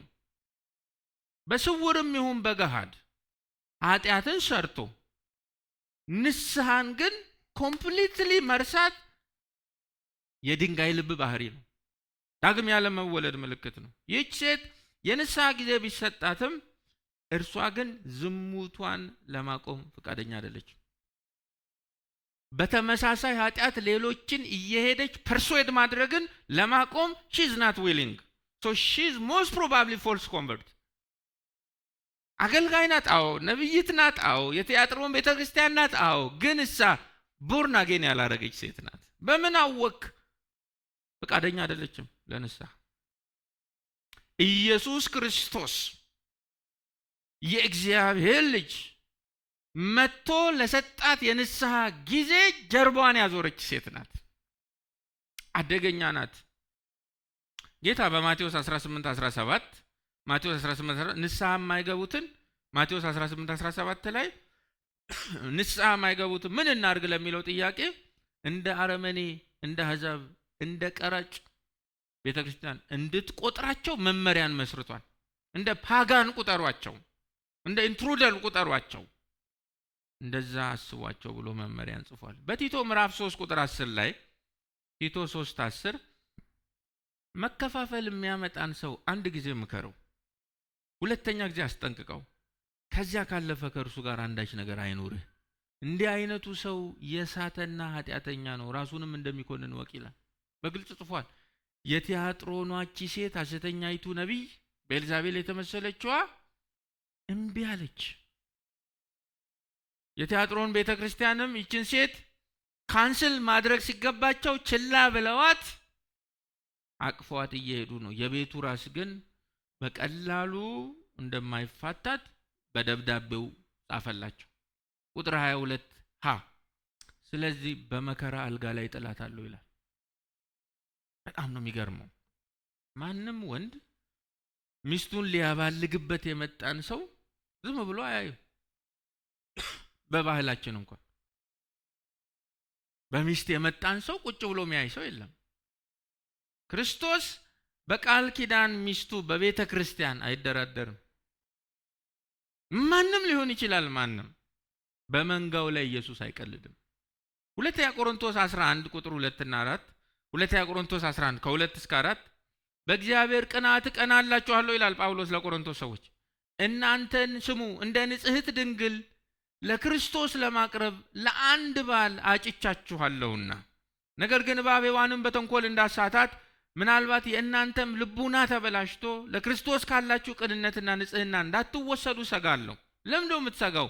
ምክንያቱም አንድ ሰው ወደ እናንተ መጥቶ እኛ ከሰበክንላችሁ ኢየሱስ ሌላ ኢየሱስ ቢሰብክላችሁ ወይም ከተቀበላችሁት መንፈስ የተለየ መንፈስ ብትቀበሉ ወይም ከተቀበላችሁት ወንጌል የተለየ ወንጌል ብትቀበሉ ነገሩን በዝምታ ታልፉታላችሁ። የሐሰት ትምህርት እየሰማችሁ ሐሰተኛ መንፈስ እንደሆነ እያወቃችሁ ሁሉ ነገር እንደ ቃሉ እንደ ሐዋርያቱ ትምህርት እንዳልሆነ እያስተዋላችሁ በዝምታ ታልፋላችሁ ይላቸዋል የቆሮንቶስ ሰዎች። ሐሰተኛ ነቢያት፣ የስህተት መምህራን ቤተ ክርስቲያንን ያስነውሯታል። በቃል ኪዳኗ አባል በክርስቶስ ኢየሱስ ላይ ቺት እንድታደርግ ያግባቧታል። የሞተላት ኢየሱስ እያለ ለዙስ ልጅ ለአፖሎ ሄዳ እንድትንበረከክ ፐርሱዌድ ያደርጓታል። ማሳት ብቻ አይደለም ስራቸው፣ ዞር ማድረግ። ኢየሱስ ላይ ቺተር ያደርጋሉ ቅዱሳንን በሐሰተኛ ትንቢታቸው፣ በሐሰተኛ ትምህርታቸው ያሴስኗታል። ስለዚህ ጌታ ንስሐ አልገባ ብላ በዝሙቷ ሌሎችን ማርከሷን የቀጠለችን ኤልዛቤልን በመከራ አልጋ ጥላታለሁ። የድሮትም እነሆ በአልጋ ላይ ጥላታለሁ ይላል። አዲሱኛ ትርጉም የመከራ አልጋ ይለዋል። በአጭሩ ቃሬዛ ላይ የታመመ ሰው በሚተኛበት መኝታ ላይ ሲክ ቤድ ላይ ጥላታለሁ ነው እያለ ያለው። ሺዝ ሪል መንፈስ አይደለችም። መንፈስ ቃሬዛ ላይ አይተኛም። ቸርች ውስጥ የምትራመድ ሴት ናት። እጥላታለሁ። ክርስቶስ ስሙ ኃጢአትን ሰርቶ ንስሐ የማይገባን ሰው ይቀጣል። ከሚቀጣበትም መንገድ አንዱ ፊዚካል ሲክነስ ነው። በደዌ ይቀጣል፣ በበሽታ ይመታል ኢየሱስ። እርግጥ ለዚህ ዘመን እንዲህ ያለው ትምህርት ባዕድ ሆኗል። የአዲስ ኪዳኑ እግዚአብሔር ሚቀጣ የማይመስለው ጴንጤ የበዛበት ዘመን ነው። የብሉይ ኪዳኗን ኤልዛቤልን እንዴት እንደቀጣ በሁለተኛ ነገሥት ምዕራፍ 9 ከቁጥር 30 እስከ 37 እናንተ ገብታችሁ አንብቡት። ሁለተኛ ነገሥት ምዕራፍ 9 ከ30 እስከ 37 የተረገመች ይላል እዩ። ጣሏት ነው ያለው። ከማማ ላይ ደሟ ፈሰሰ፣ ፈረሶች ላይ ተረጨ። ሊቀብሯት እንኳ የንጉሥ ልጅ ናት ምንም ብትሆን እንቅበራት ብሎ እዩ ሊቀብሩ እንኳን አስክሬኗን ሲሰበስቡ ጭንቅላትና አጥንትን ያገኙት። በኤልያስ የተነገረው ተፈጸመ፣ ውሾች ይበሏታል ያለው እግዚአብሔር ሆነ። እግዚአብሔር ደግሞ ነግሮታል፣ በአንተ ዘመን እንዲሆናል፣ የቀረው በዩ ይሆናል፣ የቀረው እንዲሆናል እያለ ተናግሯል። ዛሬ እንደሱ አያደርግም እግዚአብሔር፣ ግን ማድረግ የሚችለውን ደግሞ በግልጽ ጽፎልናል። የዝሙት መኝታዋን የደዌ መኝታ አደርገዋለሁ እያለ ነው። የኃጢአት አልጋዋን የሐፍረት አልጋ አደርገዋለሁ እያለ ነው። ዝሙቷን የሚሸፍንላት መስሏታል የሐሰት ትንቢቷ።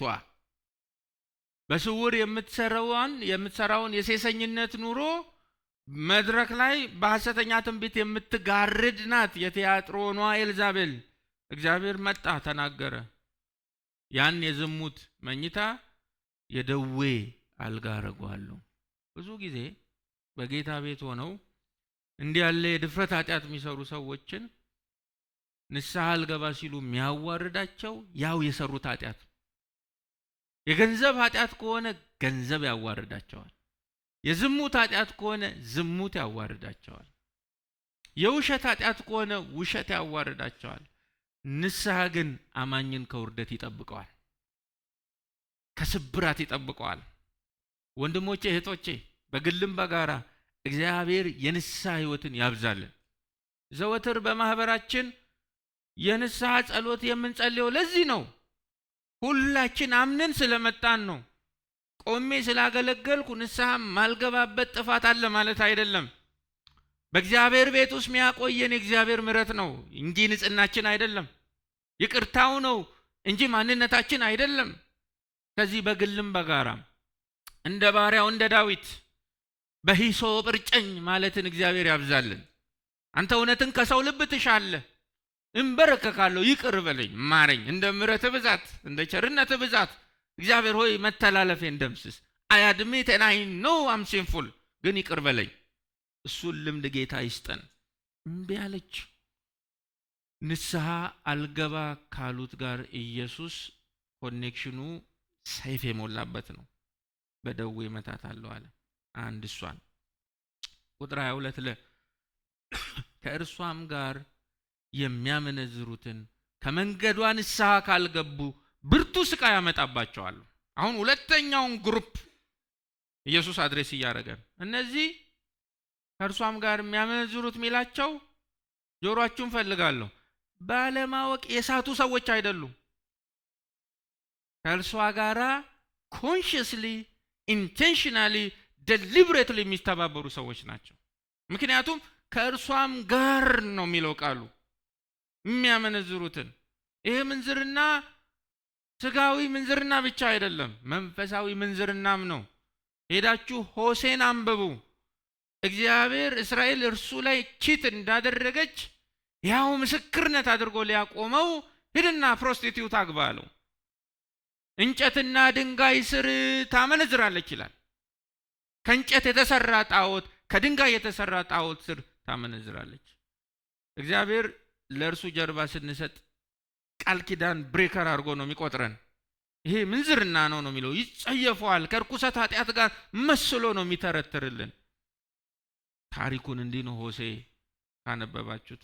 እነኚህ ሰዎች በቲያጥሮን ቤተክርስቲያን ሆነው ትምህርቷን የተቀበሉ፣ በጌታ ቀን ቸርችም አይቀሩ፣ በንግድ ሥራ ማህበራት ውስጥ ያለውን ደግሞ እግዚአብሔር የተጸየፈውን ሁሉንም ነገር እያደረጉ የሚመጡ ለምን ኤልዛቤል አለችልን በሚል መተማመን።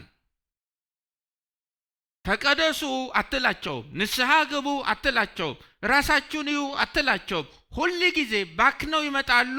ኢነርጂ ትሞላቸዋለች፣ ኃይል ትሞላቸዋል። ዩ አር ኦኬ፣ ምንም ችግር የለም፣ ድካም የለባችሁም፣ የምታወራረዱት የንስሐ ህይወት የለም፣ ትክክል ናችሁ፣ እየተሳካላችሁ ነው፣ በዚሁ ቀጥሉ ትላቸዋለች። ከዚህ የተነሳ አጥብቀው ይወዷታል፣ ይተባበሯታል፣ ይደግፏታል። በኪዳን ተቆራኝተው ነው የሚሄዱት። እሷን በደዌ አልጋ መታታለሁ፣ እነዚህም የማይመለሱ ከሆነ ብርቱ መከራ አመጣባቸዋለሁ ይላል። የዚች ሴትዮ ትምህርት ጆሮአቸውን ያሳክክላቸዋል። ከቅዱሳት መጻሕፍት ጋር አይተዋወቁም። ከሷ ትምህርት ጋር ግን በደም በነፍስ የተቆራኙ ናቸው። የክርስትና ጎጇቸውን ብድግ አድርጋችሁ ስታዩት ምዕራፍ የለውም፣ ጥቅስ የለውም፣ የግል መንፈሳዊ ልምምድ የለውም። የዚች ሴት ትምህርት ላይ ነው የቆሙት። አሸዋ ላይ ነው የቆሙት። የሰው ምክር ላይ ነው የቆሙት።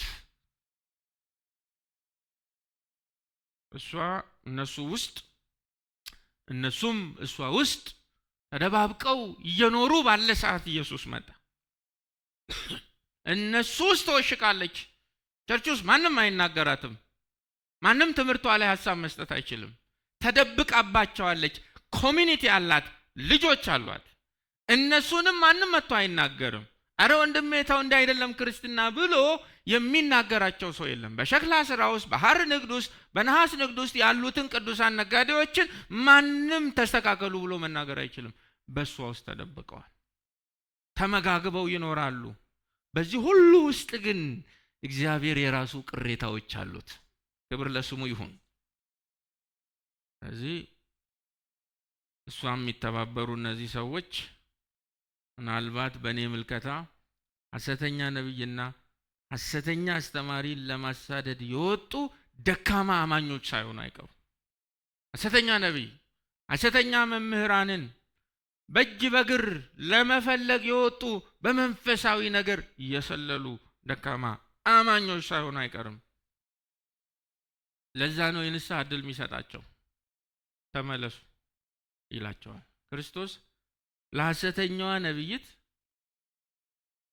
በኤልዛቤል ለመሰላት ለቲያጥሮኗ ኤልዛቤል የንስሐን ዕድል እንደሰጠ ሁሉ ለእነዚህም ሰዎች ዕድልን ሰጥቷል። በጣም ነው የሚገርመው።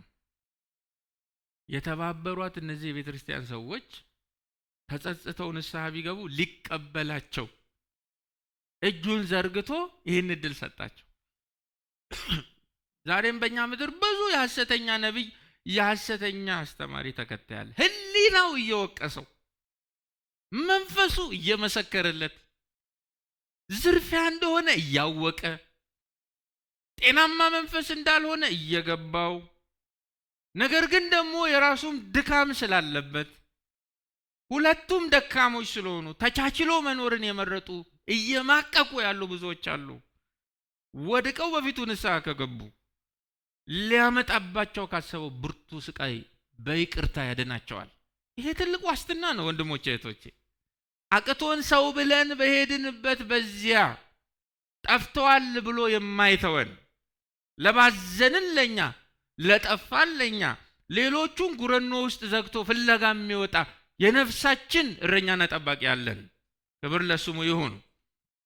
አዎ ምናልባት እዚህም ሌላም ቦታ ይህን ትምህርት የሚሰሙ ሐሰተኛ አስተማሪ፣ ሐሰተኛ ነብይ፣ ኤልዛቤላዊ ስርዓት ውስጥ ያሉ ሰዎች ካሉ ይህን ምስጢር ንገሯቸው። አማኝ ስለሆኑ ልጆቹ ስለሆኑ አሳልፎ አይሰጣቸው። በሷ የደዌ ቀጋ ላይ እንዲማቀቁ አይፈልግም። ኦኬ፣ አቅፎ ይመልሳቸዋል። ስለዚህ ባህሪው ደግሞ ስሙ የተመሰገነ ይሁን። በእውነት ከመንገዷ ንስሐ ካልገቡ ይላል፣ ንስሐቸው በአግባቡ ካልተጠቀሙ ግን ተጸጽተው የማይመለሱ ከሆነ ግን ብርቱ ስቃይ ያመጣባቸዋል። በታላቅ መከራ እጥላቸዋለሁ ይላል ክርስቶስ። አካሉ በሆነችው ቤተ ክርስቲያን ውስጥ በፍቅር የተሸፈነ በስራ የተሸፈነ የትኛውም የኃጢአት ልምምድን ማንም ይስራው ማንም ሆ ብሎ በገፍ ወጥቶ የሚሰራውም ቁጥር ለምን እንደ ባህር አዳራሿ እንደ ሰማይ ከዋክብት አይሆንም? ከመቅጣት ወደ ኋላ አይልም። ለስሙ የሚኖር አምላክ ነው። ክብር ለስሙ ይሁን። ስለዚህ ከዚህ ከኤልዛቤል ክፉ ስራ በንስሐም የማይመለሱትን እቀጣለሁ ይላል። ምንድነው ይሄ ብርቱ ስቃይ? ልክ እንደሷ የጤና መታወክ ሊሆን ይችላል። እነሱን ለሰሩት ኃጢአትና ለኃጢአታቸው መዘዝ መልቀቅ ሊሆን ይችላል። እንደ ብሉይ ኪዳን የተሳለ ሰይፍ ቀስት አንጠብቅም። የድነትን ደስታ እያጡ ሁልጊዜ በስቃይ እንዲኖሩ መተው ሊሆን ይችላል። ለዚህ ነው ዳዊት እባክህ የማዳንን ደስታ መልስልኝ ይላል። ስላጣው ንስሐ የድነትን ደስታ ይመልሳል። ሶስተኛው ግሩፕ ጋር እንምጣ። 23 ልጆቿንም በሞት እቀጣቸዋለሁ ይላል። በጣም ነው የሚያስፈራው። እሷን በደዌ አልጋ የተባበሯትን የቲያጥሮን ቤተክርስቲያን አባሎችን በብርቱ ስቃይ ልጆቿን ደግሞ በሞት እቀጣቸዋለሁ ይላል። እርግጥ አንዲት ቤተክርስቲያን ራሷ ክርስቶስ ከሆነ በውስጧ ኃጢአትን ማንም ይስራ ማንም ክርስቶስ እያሳደደ በራሱ መሳሪያ ይቀጣል። እዚህ ጋር ልጆቿን የሚለው ከላይ ያየናቸው ምኞታቸውን ለማርካት ከእርሷ ጋር የተባበሩትን የቤተክርስቲያን አባላትን ለመግለጽ አይደለም። አሁን ትኩረታችሁን ፈልጋለሁ። ወይም ደግሞ ከተለያዩ ሰዎች ጋር በዝሙት ወድቃ በነበረ ጊዜ የወለደቻቸው ባዮሎጂካል ልጆቿም አይደሉም። ክርስቶስ ልጆቿ ብሎ የቲያጥሮኗን ኤልዛቤል ልጆቿን በሞት እቀጣቸዋለሁ ሲል ልጆቿ ብሎ የሚጠራቸው በእርሷ የትምህርት እንቁላል ውስጥ የተፈለፈሉትን በእሷ ልምምድ ውስጥ ተጠፍጥፈው የተበጁትን የእርሷ ቀጥተኛ ደቀ መዛሙርት የሆኑትን ነው። በጣም ነው የሚገርመው። ልጆቿን ይላል። እነዚህ የኤልዛቤል ልጆች ነቢይ አድርገው በተቀበሏት በኤልዛቤል ላይ ቀልድ አያውቁም። ንኳት እሷን እንዴት አይነት ምላሽ እንደሚሰጡ አደገኛ ናቸው። ለምን? ከሷ ውጭ የሚያውቁት ሰው የለም። በቲያጥሮን ቤተክርስቲያን ወደ ቲያጥሮን ቤተክርስቲያን ሲመጡ ቀድማ የተቀበለቻቸው እሷ ናት። አስተምራ የንጽረት ዓለም መነጽር ያሰረችላቸው እሷ ናት። የህይወት መርህ የቀረጸችላቸው እሷ ናት። የህይወትም ባህል ያበጀችላቸው እሷ ናት። በትምህርቷ ማህፀን ውስጥ ነው ጸንሳ የወለደቻቸው። ስለዚህ the new Jezebelite እሷ በደዌ አልጋ ስትሞት ሌጋሲዋን የሚያስቀጥሉ አዳዲስ ኤልዛቤላውያን ናቸው። እነዚህ የትምህርቷና የሴሰኝነቷ ፍሬዎች ናቸው። ጆሮአችሁን ፈልጋለሁ። እሷ በቲያጥሮን ቤተክርስቲያን ውስጥ ያደረገችውን ተመሳሳይ የመበከልን ስራ ለመስራት በሌሎች ጤናማ አብያተ ክርስቲያናት ላይ የተለቀቁ ልጆች ናቸው። እነዚህ ተመሳሳይ ጥፋት ለማዛመት የወጡ የኤልዛቤል ትምህርት ያፈራቸው ልጆች ናቸው። በጣም በሚያስደነግጥ ሁኔታ እኔ ብርግግ ያደረገኝን ነገር ልንገራችሁ። ክርስቶስ ለራሷ ለኤልዛቤል የንስሐ ጊዜ ሰጥቷል። ለተባበሯት የቤተ ክርስቲያኒቱ አባላት የንስሐ ዕድል ሰጥቷል። በትምህርቷ ለወለደቻቸው ግን ምንም የንስሐ ዕድል የለም። እቀጣለሁ ነው የሚለው። ቅጣቱ ደግሞ ስፒሪቹዋል ዲሲፕሊኒንግ አይደለም፣ ኢተርናል ዳሚኔሽን ነው፣ ጁዲሻል ሃርድኒንግ ነው። ልባቸውን እንደ ፈርዖን ለድንዳኔ አሳልፎ የመስጠት ቅጣት ነው። የድሮውትም በሞት እገላቸዋለሁ ነው የሚለው። ድርብ ነው ቃሉ። መንፈሳዊ ሞትን ነው የሚያሳየው። በጣም ነው የሚያስደነግጠው። እድል መስጠት አልፈለገም ለነሱ የንስሐ እድል። ሆሴ ምዕራፍ 2 ቁጥር 4 ላይ ሆሴ 2:4 ለልጆቿ አልራራላቸውም የምንዝርና ልጆች ናቸውና ይላል። በተቋረጠ በተሰበረ ኪዳን ውስጥ የበቀሉ ስለሆኑ እኔ አላቃቸውም ይላል። እነዚህ የኤልዛቤል ልጆች አመጻቸው ከኤልዛቤል 7 እጥፍ ስለሆነ ተልኳቸውም የክርስቶስን ማህበር በቁም መግደል ስለሆነ እርሱም ቤተክርስቲያን ኃጢአትን ቶለሬት በማድረግ እንድታምን የማድረግ የማሳመን ተልኮ ያላቸው ስለሆኑ ሰብስቦ እነሱን ማጥራትን አልመረጠም። this is his sovereign will ሉዓላዊ ፈቃዱ ነው። እና ምን ልታረጋቸው? በሞት ገላቸዋለሁ። ለሁለቱ የተሰጠው የንስሐ ዕድል ለኤልዛቤልም ለእናታቸው ለተባበሯት ለአባላት የሰጠው የንስሐ ዕድል ለነሱ የለም። ይሄ ሞት ነሰሰሊ የነፍስ ከስጋ መለየት አይደለም፣ ዘላለማዊ ሞት ነው። በጣም ነው የሚያስደነግጠው። ሮሜ 1:28 ላይ ሮሜ 1:28 እግዚአብሔርን ለማወቅ ባልወደዱት መጠን ይላል። እግዚአብሔር የማይገባውን ያደርጉ ዘንድ ለማይረባ አእምሮ አሳልፎ ሰጣቸው ይላል። ሪስትሬኒንግ ግሬሱን ወሰደ እግዚአብሔር፣ ውዝድሮ አረገ። ሂዱ እንደፈለጋችሁ ቀጥሉበት አለ። ምንድነው የምታረጋቸው? እነኚህ እንደ ቅድሞቹ አሁን ኢሚዲየትሊ የሚመጣ ታላቅ መከራ ሳይሆን ሌላ የሚጠብቃቸው ዘላለማዊ ታላቅ መከራ፣ እሱም ኢተርናል ዳሚኔሽን ነው። የዚህ የዮሐንስ ራእይ መጽሐፍ ጻፊ የሆነው ሐዋርያው ዮሐንስ ስለዚህ አይነቱ የሞት ቅጣት በመልእክታቱ በአንደኛ ዮሐንስ ምዕራፍ 5 ቁጥር 16 ላይ በግልጽ ጽፏል። አንደኛ ዮሐንስ 5 ከቁጥር 16 ጀምሮ በጣም የሚያስፈራ ክፍል ነው። አንደኛ ዮሐንስ 5 ስሙ ምን እንደሚል። ማንም ሰው ወንድሙ ለሞት የማያበቃ ኃጢአት ሲያደርግ ቢያየው ይጸልይ። ለምን የማያበቃ? ለሞት የማያበቃ ኃጢአት ሲያደርግ ሲያየው ይጸልይ። እግዚአብሔርም ለሞት የማያበቃ ኃጢአት ላደረጉት ሕይወትን ይሰጣል። ለሞት የሚያበቃም ኃጢአት አለ። ስለዚህኛው ግን ይጸልያል ይላል። የእናንተ ጸሎት የማያድናቸው የኤልዛቤል ልጆች አሉ። አይድኑም። ለምንድን ነው የማይድኑት? እናንተ ይድኑ ዘንድ የምትሰብኳቸውን ወንጌል ማስተር አድርገናል ብለው ስለሚያስቡ። ተመለሱ ብላችሁ የምትነግሯቸው ጥቅስ የለም። ሁሉንም እናውቃለን ነው የሚሉት። እንደውም ትምህርት አለን ነው የሚሉት እነሱ። አትወቅ፣ አለማወቅህንም አትወቅ የሚል እርግማን አለ። በእንደዛ አይነት ነገር የተጠቁ ነው የሚመስሉት። ይገርማል፣ ያስፈራል። አመፅ ሁሉ ኃጢአት ነው፣ ለሞት የማያበቃ ኃጢአት አለ። ከእግዚአብሔር የተወለደ ሁሉ ኃጢአት እንደማያደርግ ነገር ግን የእግዚአብሔር ልጅ እንደሚጠብቀው ክፉም እንደማይነካው እናውቃለናል። ክብር ለእግዚአብሔር ይሁን። እንዲህ ያለው የኃጢአት አይነት የማያሰጋን ሰዎች እንድንሆን ጠበቀን። ክብር ለስሙ ይሁን። የእግዚአብሔር ልጅ እንዲህ አይነት ነገር ውስጥ አይገባም። እነማን ናቸው? የእርሱ ያልሆኑ ልጆች፣ እናንተ ከአባታችሁ ከዲያብሎስ እንዳላቸው የኤልዛቤል ልጆች። በጣም ነው የሚያስፈራው። ምክንያቱም ከእግዚአብሔር ያልተወለዱትን የኤልዛቤል አይነት የሐሰት ትንቢትና ትምህርት ከያሉበት ሰፈር እንደ ማግኔት ነው የሚስባቸው። እድል መግቢያቸው ነው እነሱ። ቀጥሎ ክርስቶስ ኤልዛቤልም በደዌ አልጋ የተባበሯትን በብርቱ ስቃይ ልጆቿን በሞት እቀጣለሁ ካለ በኋላ ይሄን ደግሞ የሚያደርግበትን ምክንያት ቁጥር 23 ላይ ይናገራል። ከዚያም አብያተ ክርስቲያናት ሁሉ እኔ ልብንና ሐሳብን የምመረምር መሆኔን ይረዳሉ፣ ለእያንዳንዳችሁም እንደ ስራችሁ ከፍላችኋለሁ ይላል።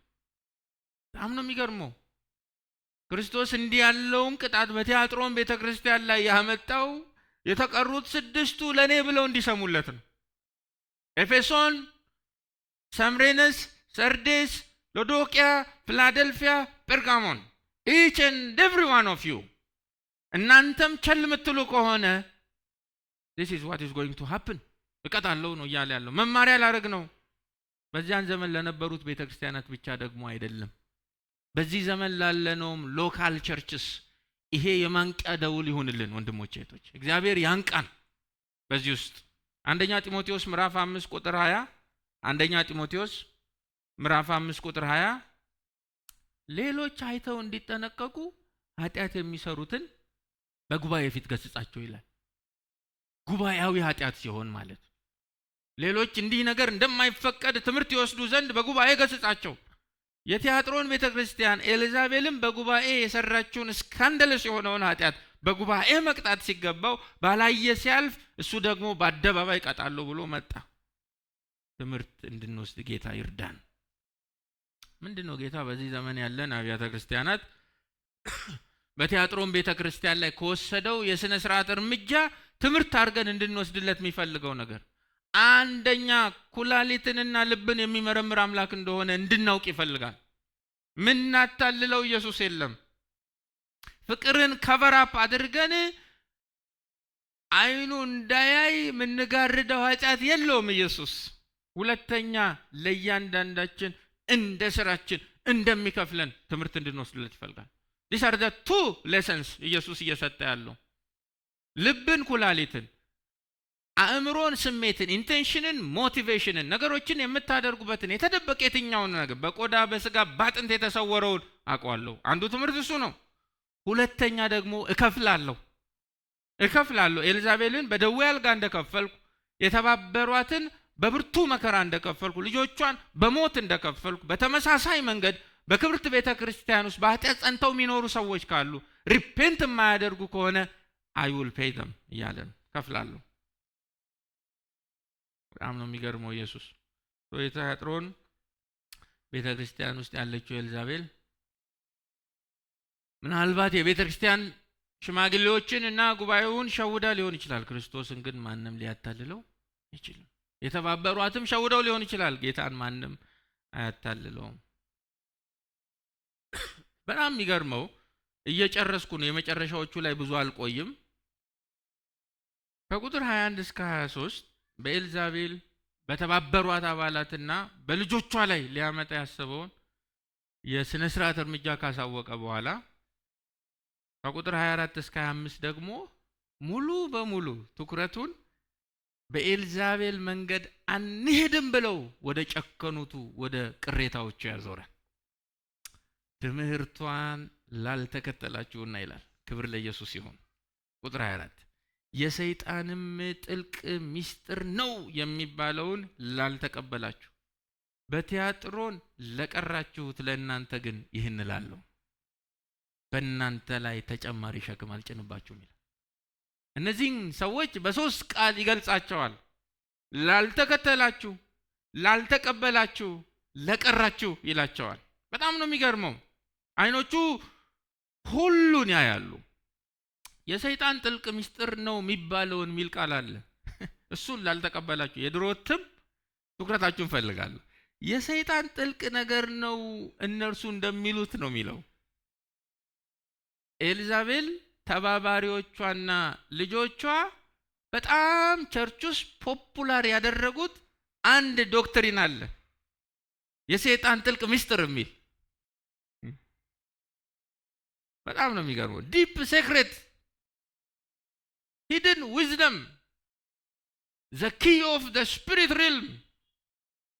አንድ ሰው የተለየ መንፈሳዊ ዳይሜንሽን ውስጥ ሲገባ አክሰስ የሚያደርጋቸው ለሁሉም ምእመን የማይገለጡ ጥልቅ ሚስጥር የሆኑ የመንፈሱ ዓለም አሰራሮች። አንድ አማኝ ሰይጣንን መርታት ከፈለገ፣ ሰይጣንን ከቢዝነሱ ማራክ ከፈለገ፣ ሰይጣንን ከጤንነቱ ማራክ ከፈለገ ሊገባበት የሚገባ ዳይሜንሽን አለ። የተለየ መንፈሳዊ ዳይሜንሽን ላይ መድረስ አለበት። ዛሬም ወርድ ባይወርድ አለ። the secret of spirit realm ብላችሁ ጉግል አድርጉ፣ ይመጡልሃል። ተጠራርተው ይወርዱልሃል። በጣም ነው የሚገርመው። በፕሮስፔሪቲ ጋስፕል ውስጥ የሚጠቀሙትን ቃል እኔ በአይኔ በማስረጃ ያረጋገጥኩትን ነው የምነግራችሁ። ቴሌፓቲ ቻነሊንግ ይላሉ። ከማይታየው ዓለም ጋር ሰው እንዴት አይነት መንፈሳዊ ተራክቦ በመፈጸም ህይወቱን ሰክሰስፉል ማድረግ እንደሚችል ያስተምራሉ። ጻፉ እያሉ ልጆቻቸው ማታ ያያችሁትን ህልም የሚተረጉሙላችሁ የኤልዛቤል ልጆች ካምፕ ሰርተዋል እዚህ ሀገር። ህልም ተርጓሚ። ያንተ ዳይሜንሽን እንዴት ነው? የኔ ህልም መተርጎም ላይ ነው የሚሰራው። ያንተስ? እዚህ ዓለም ላይ ሰው አክሰስ ያላደረገውን ጥልቅ የሆነ ሚስጥርን እኔ ምስብበት የራሴ መንፈሳዊ ቻነሊንግ አለኝ። ከማን የተቀበልከው? ከፓፓ ደሜል ጀዘበል ማለት ነው። ኦኬ ቢ ኬርፉል። የእግዚአብሔር ቃል ዓለምን የምናይበት መስታወት ነው። ከተማን የምንመዝንበት ቱምቢ ነው። ሂድን ዊዝደም ልዩ መገለጥ። ቆላስያስ ምዕራፍ 2 ቁጥር 8 ላይ ተመሳሳይ ነገር መከራቸው። ቆላስያስ 2:8 በክርስቶስ ላይ ሳይሆን በሰዎች ልማድና በዚህ ዓለም መሰረታዊ ህግጋት የሚል ቃል አለ። በዚህ ዓለም መሰረታዊ ህግጋት ኤሌመንታል ስፒሪትስ ይላል ኢኤስቪ። በዚህ ላይ በተመሰረተ ፍልስፍናና ከንቱ ማግባቢያ ማንም ማርኮ እንዳይወስዳችሁ ተጠንቀቁ። በነገራችን ላይ ክርስቶስ ቤተ ክርስቲያን እንድትመራመረው ትቶላት ሄደው ምንም የሰይጣን ሚስጥር የለም። እንኳን ሰይጣን ተመራምረን ማንደርስበት መለኮት እንኳን ብርሃን ነው ተብሏል። እግዚአብሔር ብርሃን ነው፣ ሲምፕል ነው። ብርሃንን ማንም ያያል። ይመጡና እነ ኤልዛቤል ጥልቅ የሰይጣን ሚስጥር እንደሚሉትን ያልተቀበላችሁ፣ የትምህርቱን ርዕስ ጠቅሶ መድኃኒታችን እንዲህ አይነት ርዕስ የሰጡትን የነሱን ተራ ዶክትሪን አንቀበልም ያላችሁ እናንተ ሆይ I have seen you፣ አይቻችኋለሁ። ክብር ለስሙ ይሁን። ሐሰተኛ በቀላሉ ማያታልላቸው አንዳንድ የቲያጥሮን ቅሬታዎች የነ ኤልዛቤልን ገለባ የሚስጥር ትምህርት ተራ አድርገው ያዩ ቅሬታዎች። ይሄ ልጅነት ነው። መብት የላቸውም ቸርች ውስጥ፣ መድረክ አይሰጣቸውም ቸርች ውስጥ። ጥግ ጥግ ላይ ነው የቆሙት። ሁሌ ኮምፕሌን ያደርጋሉ፣ ሁሌ ይበሳጫሉ። this is not right፣ እንዲህ አይደለም ቤተክርስቲያን መሄድ ያለባት። ለምን ይሄን ነገር አታውቁ? ግን ጥቂት ጭቁን አናሳ ናቸው። I have seen you፣ አይቻለሁ። የብሉይ ኪዳኗን ኤልዛቤል ስትነሳ መላው እስራኤል ተሰብስቦ እኮ ነው በአሊምን ለመሳም እንደው ምንም ነገር ይቅር ይሄንን ድንጋይ እንደው እግሩን ብስም እንደው አንድ ጣቱን ብስም ብለው በአልን ለመሳብ ሆ ብለው ሲነዱ ለበዓል ለመስገድ ሆ ብለው ሲነዱ እምቢ ያሉ 7000 ቅሬታዎች ነበሩ። እርስ በርስ አይተዋወቁም። 7000 ብዙ ቁጥር ነው። የማይተዋወቁት አንድ ስፔሲፊክ ሎኬሽኑ ስለሌሉ ነው። ተበታትነዋል። ይሄ ነገር ልክ አይደለም። የአባቶቻችን የአብርሃም የይስሐቅ የያዕቆብ አምላክ እንዲህ አይደለም። ሰው ጠርቦ የሚሰራው አይደለም። ለምንድን ነው ወንድሞቻችን እህቶቻችን ያሳደጉን የቀደሙን ያሁኖቹም የጥንቶቹም ሆ ብለው በገፍ ክራውድ ፈጥረው ለዚህ ድንጋይ የሚሰግዱት? እኔ አልሰግድም ብለው የጨከኑ 7000 ሰማይ ቁጭ ብሎ የቆጠራቸው ነበሩት። በቲያጥሮንም ታሪክ ራሱን እየደገመ ነው። ኦኬ በብሉይ ኪዳኗ ኤልዛቤል አንታለልም እነሱ የሚያስተምሩትን አንቀበልም ያሉ 7000 ምርጦች እንደነበሩት ሁሉ ዛሬም የቲያጥሮኗን ኤልዛቤልን አንቀበልም ያሉ ቅሬታዎችን ኢየሱስ አይቷቸዋል። ሂስትሪ ኢዝ ሪፒቲንግ ኢትሰልፍ። ያያል ኢየሱስ። የሚያይ አይኖች አሉት ኢየሱስ። ወንድሞቼ በቸኝነት የሚሰማችሁ ከሆነ በያዛችሁት የእውነት አቋም ብርድ የሚሰማችሁ ከሆነ እንደኔ ብቻ ነኝ ወይስ ሰው ነው ችግር ያለበት እብላችሁ የምታማርሩ ካላችሁ አይቷል ኢየሱስ። አይቷል፣ ያያል። ባያየንማ ሕይወታችን ሁሉ ባዶ ሆነ ማለት እኮ ነው። ብድራት የለንም ተሸውደናል ማለት ነው። እሱ ግን የራሱ የሆኑትን ያውቃል። ለእናንተ ግን ምላችኋል አለ። አልጣላቸውም። ደብዳቤ ውስጥ አካተታቸው። I've seen you። እነዚህ ቅሬታዎች አንሰግድም። ምን የሚሉት ዲፕ ሴክሬት ሂድን ዊዝደም። ምን አይነት ቀልድ ነው? ምንድነው መንፈሳዊ ዓለም ውስጥ ገብቶ ለመቧጠጥ መሞከር? ምንድነው ዳይሜንሽን? ምንድነው አኖይንቲንግ? ምንድነው ኦይል? ምንድነው ሪቫይቫል? ምንድነው ስታንዳርድ? ምንድነው ደረጃ? ምን አይነት ዕቃ ነው? ኖ ይሄ የቅዱሳት መጽሐፍ ምስክርነት የለው። ዞርበል ያሉትን አያቸው። ይሄ መልእክት ጤናማ አስተምሮ ላይ ሆነው ጤናውን በለቀቀ ቤተክርስቲያን ውስጥ እየማቀቁ ላሉ ቅሬታዎች የተጻፈ ደብዳቤ ነው። ጤናማ አስተምሮ ነው ያላቸው። ጥለው እንዳይወጡ ታስረዋል። በብዙ ካቦ ተይዘዋል። በቤተሰብ ተይዘዋል። በብዙ ነገር ተይዘዋል። ጤና ቢስ ማህበር ውስጥ እንዳሉ ያውቃሉ። ነገር ግን ደግሞ ግራ ገብቷቸዋል። ይሉንታም ይዛቸዋል። ባህሉ ይጫናቸዋል። እንዴት ነው ይሄን ነገር ማድረገው ይላሉ። እነሱን ከነጭንቀታቸው ኢየሱስ አይቷቸዋል። ኤልዛቤል የተባበሯት የቤተክርስቲያኒቱ አባላት በትምህርቷ የወለደቻቸው ልጆቿ በእነዚህ የቲያጥሮን ቅሬታዎች ላይ ሸክም ናቸው፣ ቀንበር ናቸው፣ ጫና ናቸው፣ እያጎበጧቸው ነው። ከቅዱሳን ጋር ህብረት ለማድረግ በጌታ ቀን እነዚህ ቅሬታዎች ሲመጡ መድረኩን የያዘችው ኤልዛቤል ናት። ተቀምጠው ትምህርቷ ልክ እንደሆነ ኮንፈርም የሚያደርጉት ደግሞ ተባባሪዎቿ ናቸው። እሷ ዞር ያለች ቀን እንደሆነ ቸርቹ የሚቆጣጠሩት በትምህርቷ የፈጠረቻቸው ልጆቿ ናቸው። በዚህ ሁሉ ሜስ ውስጥ እነኚህ ተጨንቀው እየኖሩ ነው። ኤልዛቤልም ተባባሪዎቿም ልጆቿም እነሱ ላይ ቀንበር ሆነዋል። ለዚህ ነው በእናንተ ላይ ተጨማሪ ሸክም አልጭንባችሁም፣ ያጎበጣችሁን ከላያችሁ ላይ ልሰብረው ነው እያላቸው፣ ዞር ላረግ ነው፣ ላቀልላችሁ ነው። ቢኮዝ አይ ሃቭ ሲን ዩ። ያያል ኢየሱስ። ይገርማል። ክርስቶስ ለነዚህ ቅሬታዎች ያለውን ርህራሄ የሚያሳይ ቃል። ሌላ ሸክም አልጭንባችሁ ወንድሞቼ። ሐሰተኛ ነቢያትንና ግልጽ የወጣን ኃጢአትን ቶለሬት የሚያደርግ ቤተክርስቲያን በውስጡ ባሉት ቅሬታዎች ላይ ሸክም የሆነ አለት ነው።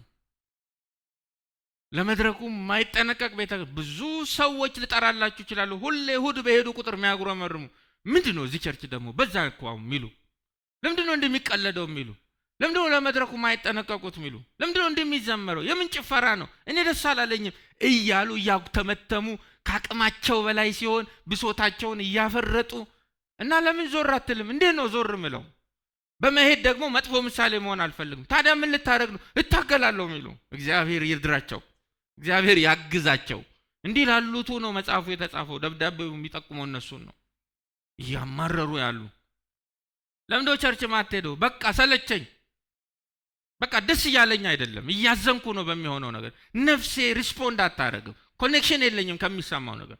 ቅድስናዬ ላይ ምንም አዳ አያረግም፣ ትምህርቴ ላይ ምንም አዳ አያረግም፣ እንዲሁ በስጋ ስራ እንዳነከስኩኝ ነው እያሉ እየተጨነቁ የሚሄዱትን ከዚህ በኋላ እናንተ ላይ ሸክም አልጨንባችሁ፣ ብቻ እኔ እስክመጣ ድረስ ያላችሁን አጥብቃችሁ ያዙ ይላል። ክብር ለእግዚአብሔር ይሁን። እንዲህ ያለ ቃል ነገራቸው። ቁጥር 25 ብቻ እኔ እስክመጣ ድረስ ያላችሁን አጥብቃችሁ ያዙ። ምንድነው አጥብቀው የሚይዙት? ያላቸው ነገር ትምህርቷን ያለ መቀበል አቋማችሁ፣ ሚስጥር ብላ የምትጠራውን ያለ መቀበል ጽናታችሁን ቀጥሉ። አይ አፕሪሺየት ዩ ቀጥሉ። እምቢ ማለታችሁን ቀጥሉ። ሬዚስታንሳችሁን ቀጥሉ። እምቢ ማለታችሁ ላይ ጽኑ እስክመጣ ድረስ። ይሄንን እኔ ያየሁላችሁን መንፈሳዊ ማቹሪቲ ለማንም እና ለምንም ብላችሁ ሉዝ እንዳታረጉት ወጥራችሁ ያዙት። ሪዋርድ አላችሁ እያላቸው ነው። ጌታችን ዳግመኛ በክብር እስከሚመጣ ለጥሩ ስራችን ብድራት እስኪሰጠን ድረስ ያለንን ጠብቀን እንድንቆይ ጌታ ይርዳን። የሚነቅፈውን ከነቀፈ በኋላ የሚያበረታታውን ካበረታታ በኋላ ከቁጥር 26 ጀምሮ እስከ ቁጥር 29 የደብዳቤውን መዝጊያ ይጽፍላቸው ጀመር። ድል ለሚነሳ ስራዬንም እስከ መጨረሻው ለሚፈጽም በአሕዛብ ላይ ስልጣን እሰጠዋለሁ። እኔ ስነግስ አብሮኝ ይነግሳል፣ ካህን ነውና ስልጣኔን አጋራዋለሁ እያለ ነው። የሚገርም ፕሮሚስ። ጌታችን በአሕዛብ ላይ ሲገዛ እነዚህም ቅሬታዎች አብረውኝ ይገዛሉ። በመዝሙረ ዳዊት ለእርሱ የተጻፈውን መሳያኒክ ፕሮፌሲ አምጥቶ ለምን ለኔ ብቻ አብሬ ከቅሬታዎቼ ጋር የሚል ታላቅ የብድራት ተስፋን ሰጣቸው። ክብር ለታላቅ ስሙ ይሁን። እውነት ላይ መስለን ይችላል። ይሄ ግን እውነት ነው ወንድሞቼ። በአሕዛብ ላይ ስልጣን ይሰጠናል። ኢየሱስ የተመሰገነ ይሁን። ከእግዚአብሔር የተወለደ ሁሉ ዓለምን ያሸንፋል ብሏል ዮሐንስ በአንደኛ ዮሐንስ 5 ላይ። ዓለምን የሚያሸንፈው እምነታችን ነው። ኢየሱስም የእግዚአብሔር ልጅ እንደሆነ ከሚያምን በቀር ዓለምን የሚያሸንፍ ማን ነው ይላል። በዚህ እምነታችሁ በአሕዛብ ላይ ትነግሳላችሁ፣ ታሸንፋላችሁ። አጋራችኋለሁኝ፣ አብረን እንነግሳለን እስከምመጣ እስከዚያ ቀን ግን ይህን አጥብቃችሁ ያዙ አላቸው። ቁጥር 27 እርሱም በብረት በትር ይገዛቸዋል፣ እንደ ሸክላ ዕቃም ይፈጫቸዋል። ይህም ልክ እኔ ከአባቴ ዘንድ ስልጣን እንደተቀበልኩት ነው አለ። ጨመረላቸው። ቅሬታዎች ከክርስቶስ ጋር ሆነው የትኛውንም እግዚአብሔር ላይ የሚያምጽ ኤልዛቤላዊ ስርዓትን በብረት በትር እንደሚገዙ መንፈሳዊ ስልጣን እንደሰጣቸው ይመሰክርላቸዋል። የንጋቱ ኮከብ ይላል፣ እኔም የንጋትን ኮከብ እሰጠዋለሁ ይላል። ማን ነው የንጋት ኮከብ? ራሱ ኢየሱስ። እና ምን እያላቸው ነው? ራሴን ሰጣችኋለሁ፣ ለጽናታችሁ ትልቁ ብድራታችሁ እንደ ስጦታ ራሴን ሰጣችኋለሁ። ምንድነው ሰተህን እንዴ? የለ እንዴ? ኖ ከኔ ጋር ኢተርናል ኮሙኒየን ይኖራችኋል። ለዘላለም አብረን እንኖራለን። እኔ በእናንተ ውስጥ እናንተም በእኔ ውስጥ፣ በዚያ ሚስቲካል ዩኒየን አብረን እየገዛን ልጆቼ ሆናችሁ ካህናቶቼ ሆናችሁ አብረን እንኖራለን ፎር ኢተርኒቲ። ትልቅ ብድራት፣ ትልቅ ሞቲቬሽን። ሌላ አኖይንቲንግ ጨምርላችኋለሁ አላለም ኢየሱስ። የሚቀናቀን የሚፎካከር ሌላ ዳይሜንሽን አላለም። እሱ አይደል፣ እሱንማ የናቃችሁ ናችሁ። እና ዘላለማዊውን የማያልቀውን የማይጠፋውን ቀምሳችሁ ነገ ማትሰለቹትን እኔነቴን እንካችሁ ሰጣችኋለሁ። የንጋት ኮከብ ሰጠዋለሁ። መንፈስ ለአብያተ ክርስቲያናት የሚናገረውን ጆሮ ያለው ይስማ አለ። እንደ እሳት ነበልባል የሆኑ አይኖች አሉት፣ ሁላችንንም ከነልጣጫችን ያየናል። በሥራ በፍቅር በእምነት በአገልግሎት መበርታት፣ ከፊት ይልቅ እየጨመሩ ማደግና መለማመድን እግዚአብሔር ይስጠን። ቸርች ውስጥ ሐሰተኛ ነብይን፣ ሐሰተኛ ልምምድን፣ ዝሙትን፣ ለጣዖት የተሰዋ መብላትን፣ አምልኮተ ጣዖትን ፈጽሞ ችላ የማይል ጉባኤ እግዚአብሔር ያርገን። ቶለሬት የማያደርግ ሰው ሲፈልገን የት ናት እሷ የት ነው ያለው እሱ ብሎ ሲፈልገን ለኤልዛቤላዊ ትምህርትና ልምምድ እምቢ ብለው በጨከኑ የጌታ ቅሬታዎች መካከል መዝገባችንን ያግኝ። የትኛው ጎራ፣ የትኛው የታሪክ መዝገብ ውስጥ ናት? የትኛው የህይወት መንገድ ላይ ነው ያለው? እሱ ኖ ሂዝ አሞንግ ዘ ሪሜናንትስ፣ ቅሬታዎች መካከል። እንዲህ አይነት ምስክርነት ጌታ ይስጠን። እንጸልይ።